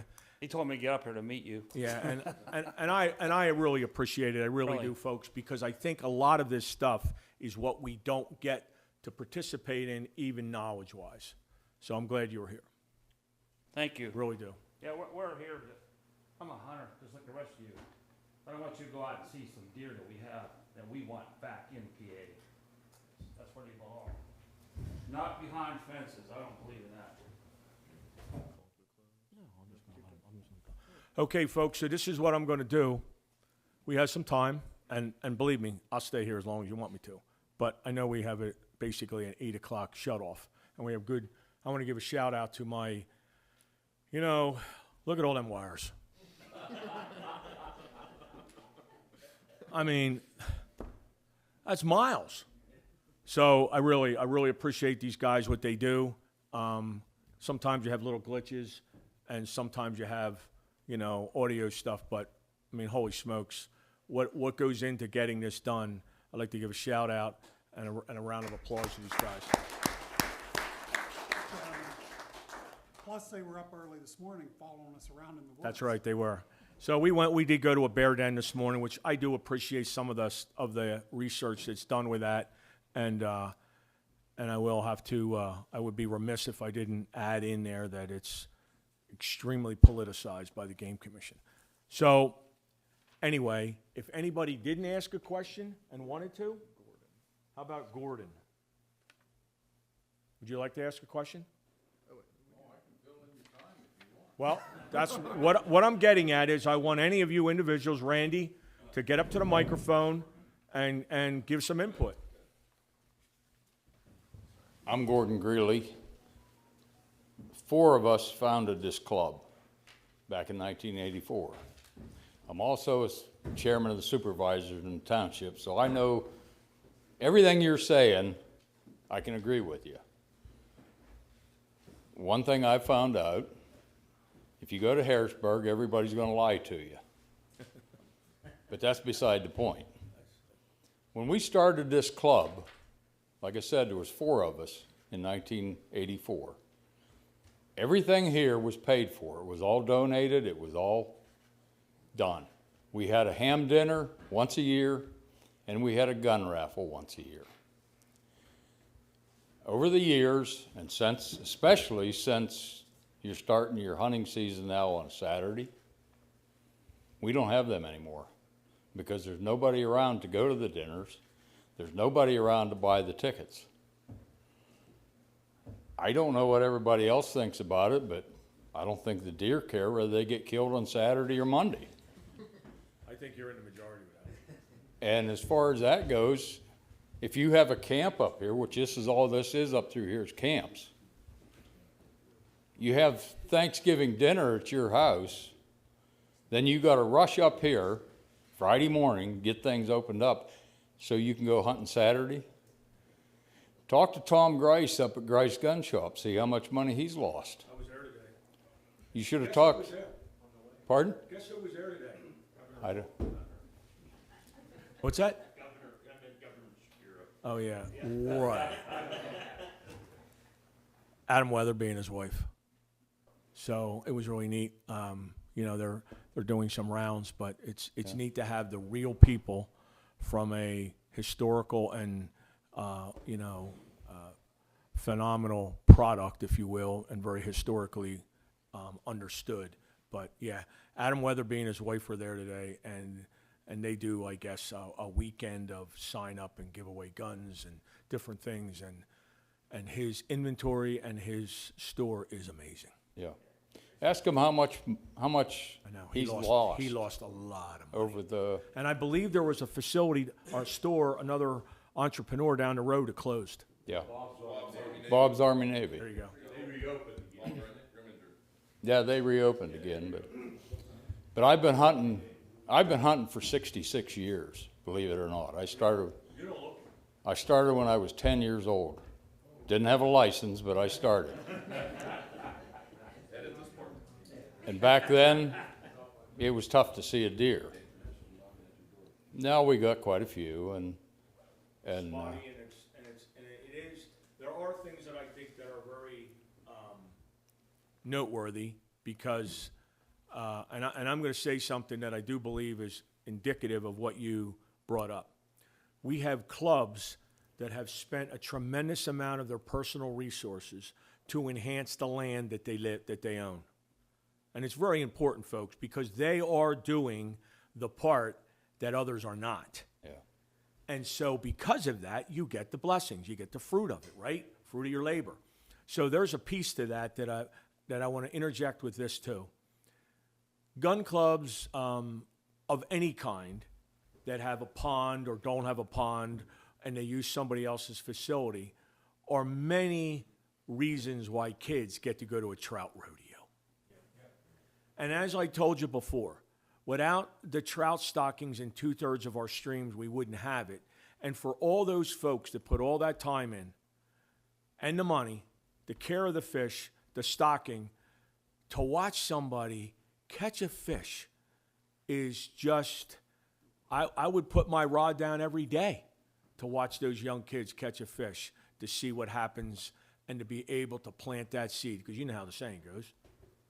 Teach them how to fish. Well, they'll feed themselves. Speaking of fishing, yeah. So I thank you for what you've done. the genius is in the Game Commission that has decided to stock otters, fishers, and everything else. I don't know if they ever thought of the consequences of their actions. I actually have the brochure from, I believe it was 1984 when they introduced the fisher, and as a trapper, I will tell you, there was a part of it that you're really like, whoa, what's this mean? Because it's a weasel family and all the rest. But to your point, and there are many people, especially in the northern tier, that hate those critters because they will take turkeys right off the roost. Yeah. And they're vicious. Yes, they are. They're really not difficult to trap, but there is a very limited season for them. But you're right. That was why I was so totally against the pine marten. An animal that it was extinct for a reason and been gone for a while, and you want to put it back on the landscape. It just doesn't make sense. And I'm going to tell you another thing. These turkey eggs that are just like a gourmet to many of these predators, there's a pretty good reason why you're not going to get, a bigger number of turkeys if their eggs never get a chance to hatch. That's right. So, good point. But to my next point on the otters,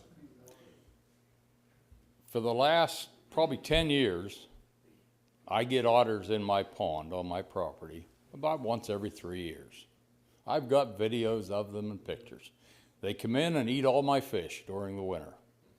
So then I put $1,000 in it again the next spring. 2 years later, they come back in.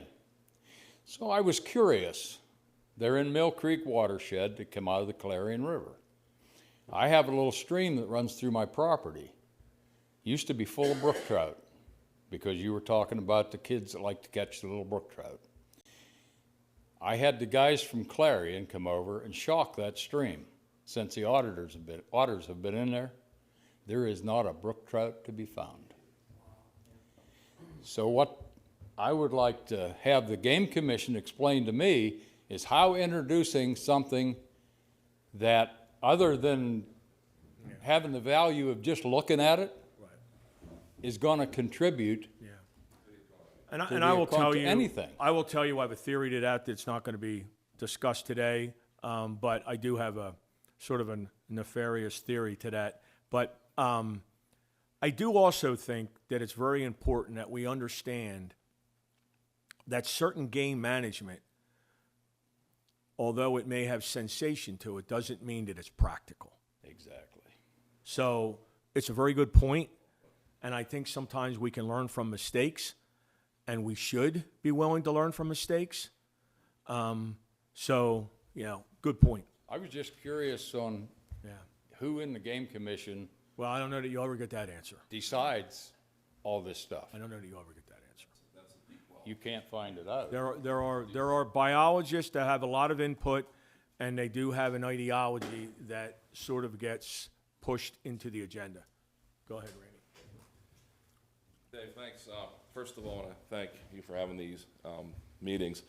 Goes a long way. I mean, I've made many a trip to the Game Commission. I get 5 minutes to talk to a Board of Commissioners sitting up here, and you get a stoic look, and you get no response. And this is the type of interaction I think with sportsmen we need to have for legislators. I want to follow up a little bit on Jennifer's great presentation here on the data for the Game Commission, but I didn't know Senator Hutchinson snuck in, and I wanted to thank him for. I came to his office, Scott, 4 years ago or more with my fiance, and he issued a letter about the opener that he was highly against these weekend opening days because the impact was very well seen in his district when they changed bear from Monday to Saturday, deer. Now, the impacts to the businesses. The economic side of this is not something fictitious. There's been other people, senators and so forth, legislators have brought this up. Brian Smith looking into it here now. But this whole issue with the Monday opener, not only do we have the side of this thing that a lot of hunters don't really realize how did this come about. And, I served on the Governor's Council. I've been on many sportsmen's groups, clubs. Never once in my entire life, and I don't know if anybody here has ever heard anybody prior to this happening asking to change the opening day deer season. No? Nobody. This came out of a political thing, and the aspect of that, the politics, and the aspect that it was not done appropriately. They surveyed the hunters prior, 2014 and 2017, I believe it was, Jen. 65% of our hunters said keep the Monday opener. They put it out for public comment on PA Bulletin.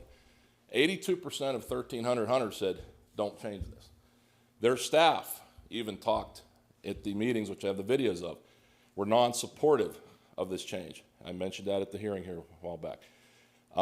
The legislators in office at the time, the chairman was Gillespie and Bill Courts, summoned the commissioners back to Harrisburg to reconsider this vote. It was so opposed by their constituents, their fellow committee members coming back to the chairs.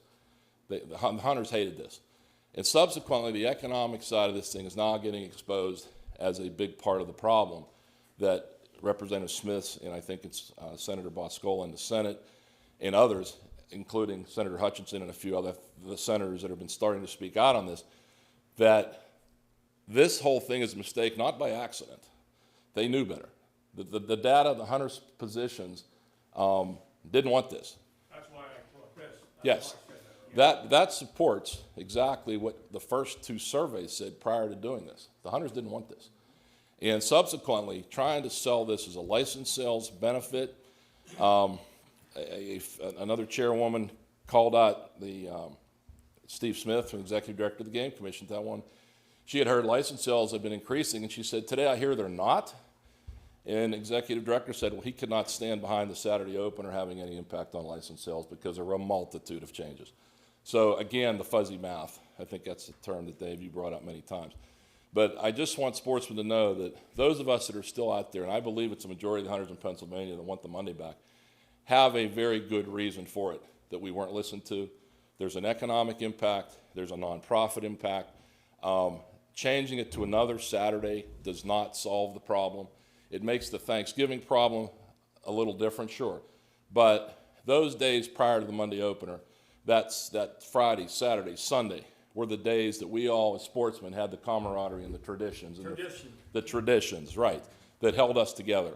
And to try to think that one day of the week, changing, like what Jen gave all this, the numbers, who in the world thought changing one day in a 4-month deer season was going to have any impact on license sales? Now just think about that. You know, this is what we're dealing with.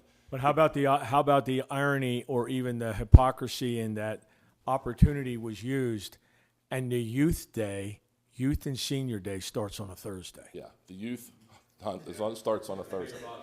Yeah. So. One lady say about the camaraderie, you just want to come up here and booze?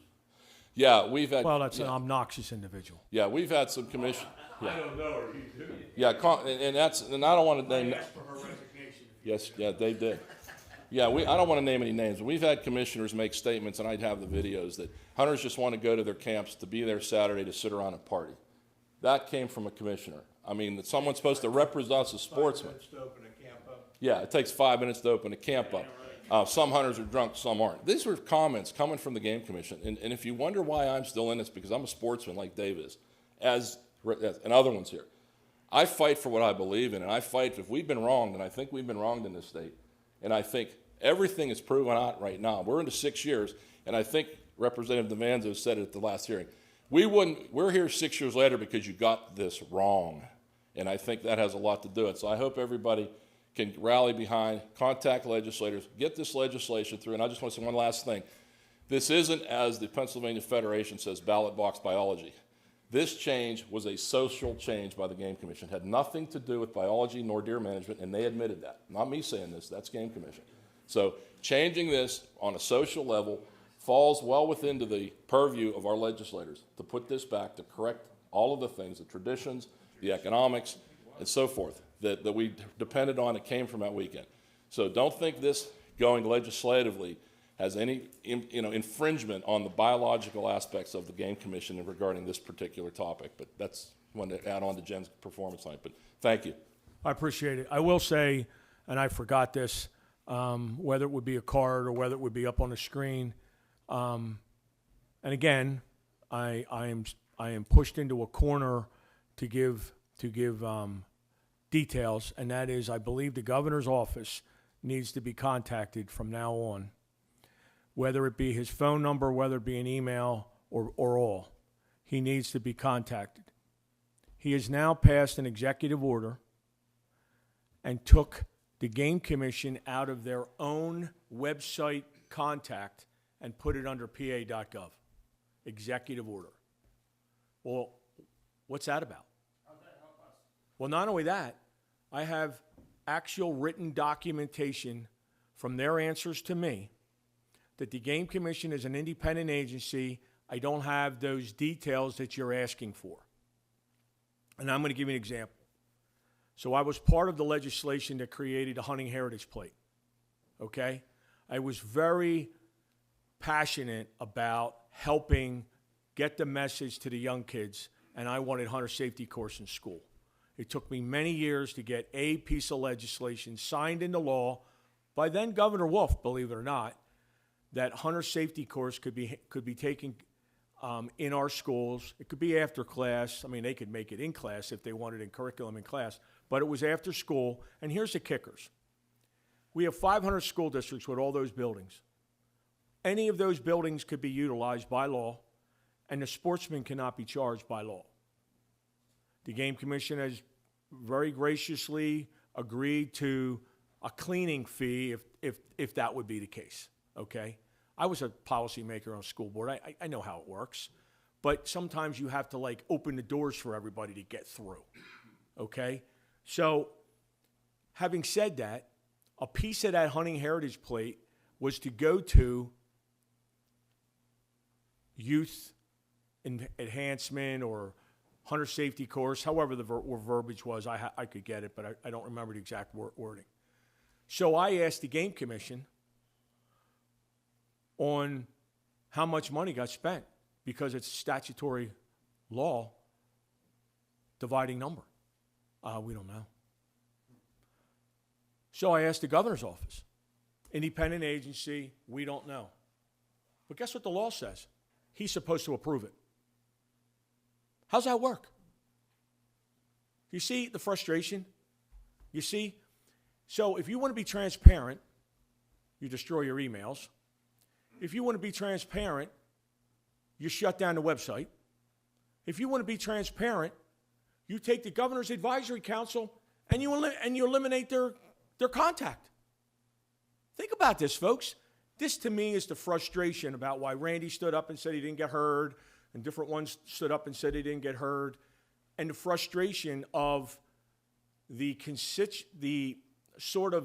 I'll say, the group of us in the state that get overwhelmed with the nonsense. And I think this is why, for the first time in Pennsylvania, we're doing these hearings and these listening tours. And I appreciate everybody thanking, because I believe it's very necessary and it hasn't been done. And I'm going to give you something, that information I got today. Yeah, 5 minutes, 5-minute testimony. Yeah. At their hearings, that's what they give us. Yeah. And they gave me, and she gave me. And it wasn't until we challenged them, it wasn't even live streamed. They didn't even record it. Yeah. Until 2 years ago. Yeah. So there's a lot of things now today, okay? Last year's, with the Democrat chair and the Democrat leader, we had a hearing for the Game and Fish committees and allotted 2 hours. 2 hours, okay? Good amount of time. I do 12 hours, but it was 2 hours. You know what I got a notice of today? 45 minutes. How are you going to do that in 45 minutes? How are you going to do that? It's just like them saying to me, "Oh, Representative, you can finish the meeting with 5 minutes." That's what happened.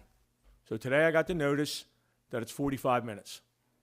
That is your governor at work. Was that the annual report meeting? Yes, next week. Are you serious? Yes, next week. They cut that down? I was told today 45 minutes.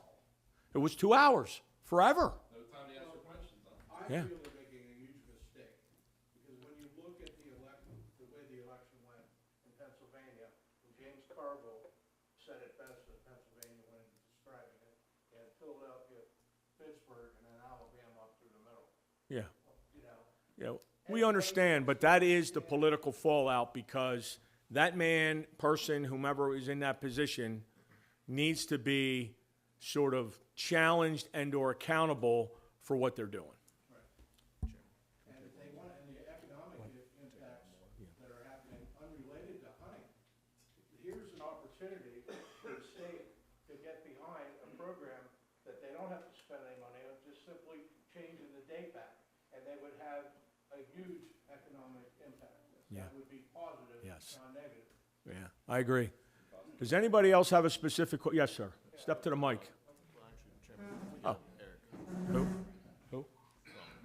I didn't- Eric has some comments as well that are about, Eric, mine user.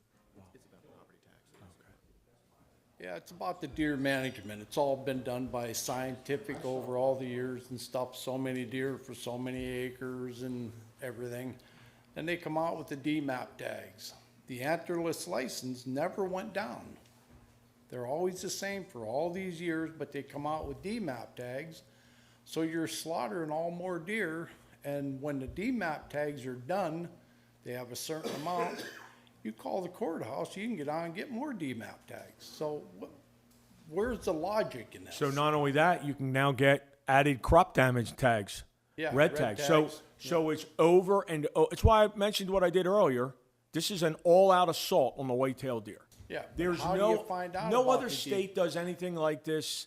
There's no other science that proves it, and this is the dilemma when you have an independent agency that has ideologues running it, and when, as you heard tonight, people come there to sort of present, and it's ignored. And this is why, again, I personally believe a good start would be let all those regions' sportsmen elect their commissioner. Because, you know, how about it? You could go to them and you could say, sir, please represent us there, or we have this issue, or whatever, okay? I don't want to embarrass anybody, past, present, or the future. But at the end of the day, our whole entire republic is done by an election. Yeah. But you cannot get a hold of an elected official. Like, you try to call the governor, you're getting, pardon my word, but you're getting some just talks to you. You cannot get the governor. Well, I don't disagree with the fact that that would be very hard to get him on the phone. You know, yeah, I'll write this down, I'll pass it on to him. It would be very hard to get him on the phone. That's correct. But now, how could you go? I mean, I've called Harrisburg. I've tried to find out about the DMAP tags. Well, people are saying they're not seeing deer. I mean, I had trouble finding a deer this year, and I'm out in the woods all the time. But the thing of it is they keep putting more and more tags on. You're getting less and less deer. It's fuzzy math. Just remember, it's all estimated numbers. And then they use an estimated number and then just make it up and then say, well, this is what we have to do because we have this estimated number. That's it. Okay. I mean, I know an awful lot of people that buy a doe license just to rip it up and throw it away, which is a great idea. David, you left out the one thing here too, you know, the agency that hovers around the Thank you. mantra of all science, thank you. The aspect of recently was introduced a suggestion to have a doe permit statewide. Yeah. Remember that? I mean, Imagine that. Supposed management, all these units, science, now we're gonna put a doe permit Yeah. that can encompass any county in the state. And I also think it's interesting, too, that if you really know the history behind the way I understand wildlife management started, it was not over science of any kind. It was a political maneuver that an executive director had a pet peeve against a county treasurer. Now, you think about that science, okay? And it's frustrating because you want to trust and you want to believe certain things are done properly. But when you know some of those things have taken place, it just makes you suspect of how things are decided and run. Right. Just stick with the truth and let us filter it out. Do you want to say something? Executive Director Smith, who's inserted. Yeah. And it was a known fact. Yeah. That most of the responses back to the hunters, he wrote for the commissioner. Without a doubt. And there's going to be a day that I read some of his emails.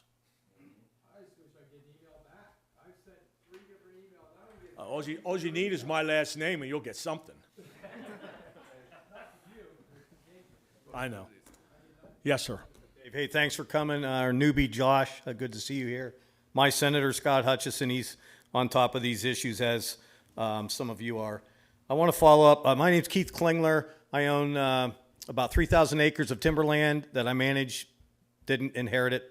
Got it all myself. Thankfully, I'm not paying, didn't have to pay the prices of today. Mainly, have gone up $4,000, $5,000, $6,000 an acre and up to 10 grand an acre, all because of government land acquisition and 400 nonprofits funded by government buying up private property in Pennsylvania. It's staggering when you look at the numbers. I'm on the Venango County Planning Commission. I'm a township supervisor, as well as you are, so I see all ends of this. I love to hunt, and I've been involved with these land use issues for a long time. I'm on 2 state committees, on-lot sewage commission, so I've done hundreds of on-lot sewage tests, know where you're coming from, and State Forest Stewardship Commission. I think what I'm going to be super brief. I'll talk less than most of the other speakers. I'm going to read my questions quick, and if you have any questions for me, I've got documentation to back up everything I say. I want to follow up on Tyler that spoke a little bit earlier. Venango County is the 3rd county that has adopted a no net loss of private property policy. We just hit 40,000 acres, 10%. We feel we have provided enough public land for our citizens, everybody within 10 minutes, maybe even 5 minutes of their home. So we said that's enough. Warren County, Forest County have also done it. I think there's several others looking to do it.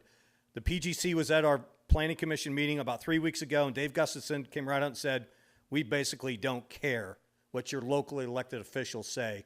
We're going to continue to buy land in Venango County.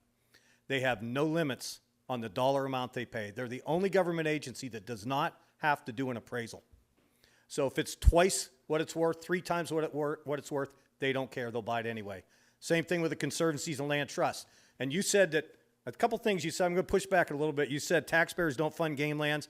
Conservancies, land trust foundations are getting state and federal grants every single day to buy up private property, and then they flip it to the Game Commission. So it's our tax dollars funding them. So anyway. But that's procedural. What's that? That's procedurally, you're right. It's procedurally, to your point, you're right. But in technicality, it isn't right. It's not directly, but it's still indirectly, and they still end up with the land, so it's really no difference. We bought it, the taxpayers. And again, directly competing against the rest of us. Well, and don't also forget, there are many people, and I'm amazed at the amount that I have interacted with over the years that leave their land to the Game Commission. Yeah. I mean, it's remarkable. And I really mean that, because when you see the value in that real estate, I had a property not far from me that was worth $2 million. And the man just left it to the Game Commission.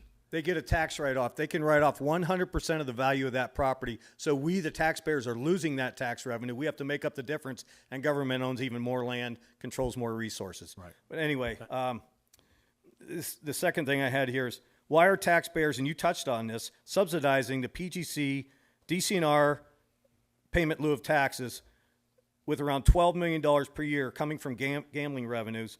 That money was billed originally to help senior citizens. The Game Commission setting on, I think it's more like $600 or $700 million. Why in the world do we need to subsidize them? That's taxpayer money. That's our tax dollars subsidizing them. I think DCNR is about 50% subsidized. No reason to subsidize them. I will add to that in the fair part of this, even though there was political fallout from the past, in the fair part of it, they have gotten value from the gas exponentially, okay? So like we use a comparison that the Fish Commission doesn't have, right. In all fairness, I will say that because of a resource that you may not have been able to estimate, they have become very cash and it's clearly rich. time to take a look at it. Well, there are issues, but we remember, we are sportsmen, and we want to make sure that we keep something that was intended for sportsmen into the future. So there is and should be some carefulness as we go forward.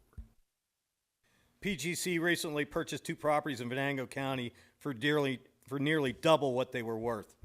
They are the only government agency that does not have to do an appraisal before purchasing property. Do you think this needs to change to ensure better stewardship of PGC dollars? Number 4, who should determine what percentage of government-owned land is in each county, locally elected officials or unelected state bureaucrats? The PGC is conducting business like a private sector natural resource company with all the tax-free benefits of a government agency. They are directly competing with those who aren't tax exempt, those of us in the private sector. Is this an even playing field? Since the PGC is taking in tens of millions and sometimes hundreds of millions in revenue from their lands each year, why shouldn't they pay their fair share of state and federal income taxes?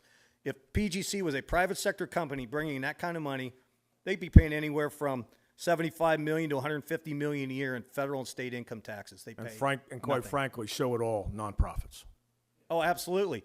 Nonprofits are even worse because they're exempt from FOIA requests. And Scott can tell you, I just did one on 3 DCNR grants for land acquisition. One was just down the road here. And I did a FOIA request. They sent me a letter after 3 months, or only given a month, and they said, send us $628 and we'll give you information on these 3 grants, Western Pennsylvania Conservancy grants. 35 pounds, 2 boxes, opened the first smaller box. 95% of the documents had nothing to do with my request. Took the second one to Lee James, your colleague, opened it in front of him, same thing. There was a 200-page list in there they gave me 5 copies of, had nothing to do with my request. Scott asked for them to reimburse me, they said no. So that's what I got for daring to do a FOIA request for a DCNR C2P2 grant. We're the government, and we're here to help you. Since the PGC, for at least 25 years, you'll like this one. Most of you in here, maybe all of you don't know this. 25 years, the PGC has been swapping land in lieu of revenue when leasing oil, gas, and minerals or selling timber. To date, they have walked away from approximately $100 million in cash due to this practice. And they are doing this to avoid paying the 2% transfer tax. And they claim these transactions are donations on the exemption form filled out at the courthouses. This appears to be fraud, as these transactions are clearly not donations. Our townships, and our school districts have been shorted $2 million due to this practice in transfer taxes. Do you think the PGC could spare $2 million from their $500+ million they have in the bank to right these wrongs? And I'll explain that a little further. If Matson Lumber down here in Brookville buys a timber sale, let's say it's $500,000, they'll say to Matson, we don't want your $500,000. We want that 200 acres you have over there that borders us and you can clear cut it. And then they write on the transfer tax exemption form at the courthouse, it was a donation. You might be familiar with the most recent one. Pennsylvania General Energy leased 1,100 acres in Lycoming County from the Game Commission. They said, we don't want your $30 million of upfront money. We want 3 tracts of land and 4,000 acres in Elk County, over 50% government owned, was one of them. The Clough Farm in Warren County in Scotts District was another one. Right between 2 massive game lands a mile away, 7,000, 9,000 acres. They did not need another game lands, and the township was livid. And they asked them to come and speak, and they said, we'll come and speak if Keith Klingler's not at the meeting. So that's just some recent things. And I've talked to Stacy Garrity, I've talked to Tim DeFore. They have to pay those transfer taxes. It's hurting our schools and our townships. And they write donation. It's not a donation. It's fraud.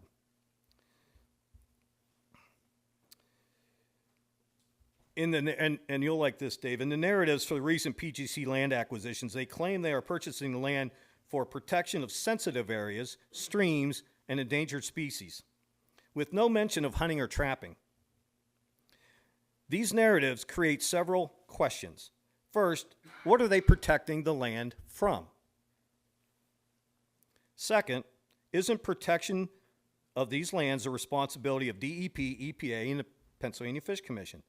Third, is the private property owner not capable of protecting and practicing good conservation? From this building, you drive miles and miles east, and approximately 80% of the land is owned by the PGC, DCNR, and the U.S. Forest Service, National Forest.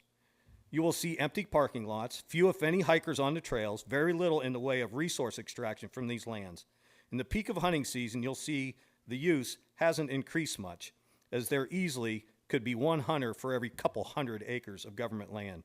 So the question is, why do these 3 government agencies and multiple nonprofit taxpayer-funded NGOs, over 400 of them in Pennsylvania, continue to buy land here? What is the final result of never-ending expanding government land boundaries? That's why Benzett is going to go bankrupt. Because Well, 75% of 100 square miles is all state and game land. yeah, and again, I appreciate it. They're all tough sort of questions to try to get an answer to. We just want to balance. Which is that's why all. I brought up some of the things that I did before. You know, it was Ed Rendell who tried to take game land. Ed Rendell tried to take game land and sell it commercially. He should have tried state forest land, since that was more of an agency. Okay, so it was always interesting to me about what gets decided or how it gets decided, and it's problematic. But it's also why I mentioned that I looked right at the Game Commission last night and said, who is pushing this land take from the Game Commission in Carbon County? He looked right at me and said, the governor. Remember, they're an independent agency. We don't get involved. You see, it's double talk. And it's very inconsistent when it comes to facts and how we would operate in the private sector. That's what's always frustrated me about government. There's a 2,000-acre property, state a state hospital in Venango County that's closed. And we asked the Game Commission, are you going to try to get any of that? Because the state, before it will go to the private sector to create some new tax revenue, beautiful farmland that's being leased, some timberland, will you want some of that? And they said yes. In other words, the 40,000 acres is not enough. Our county commissioners and township supervisors want that to go back into the private sector to create new tax revenue to offset the need for tax increases. They said, no, we're gonna go after some. And Scott's been on that issue, and so has Lee James for a long time. And you mentioned was it 150 million that was tried to take out of the game? Well, with the narratives that they're throwing out, we're here to protect streams and endangered species habitat. So if that's a narrative, wasn't that money going to be taken out and used for stream restoration in the Chesapeake Bay? Well, to me, it was a political piece of we see somebody's got a pot of gold, and we're going to tell you how to spend it. And by the way, it gives us good political cover because it's feel good. To me, that's the way I see it, as others did.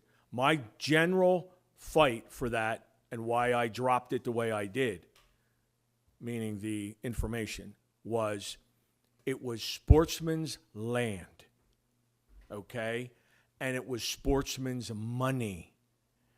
You don't have the right to go in and take the money, as the way I see it.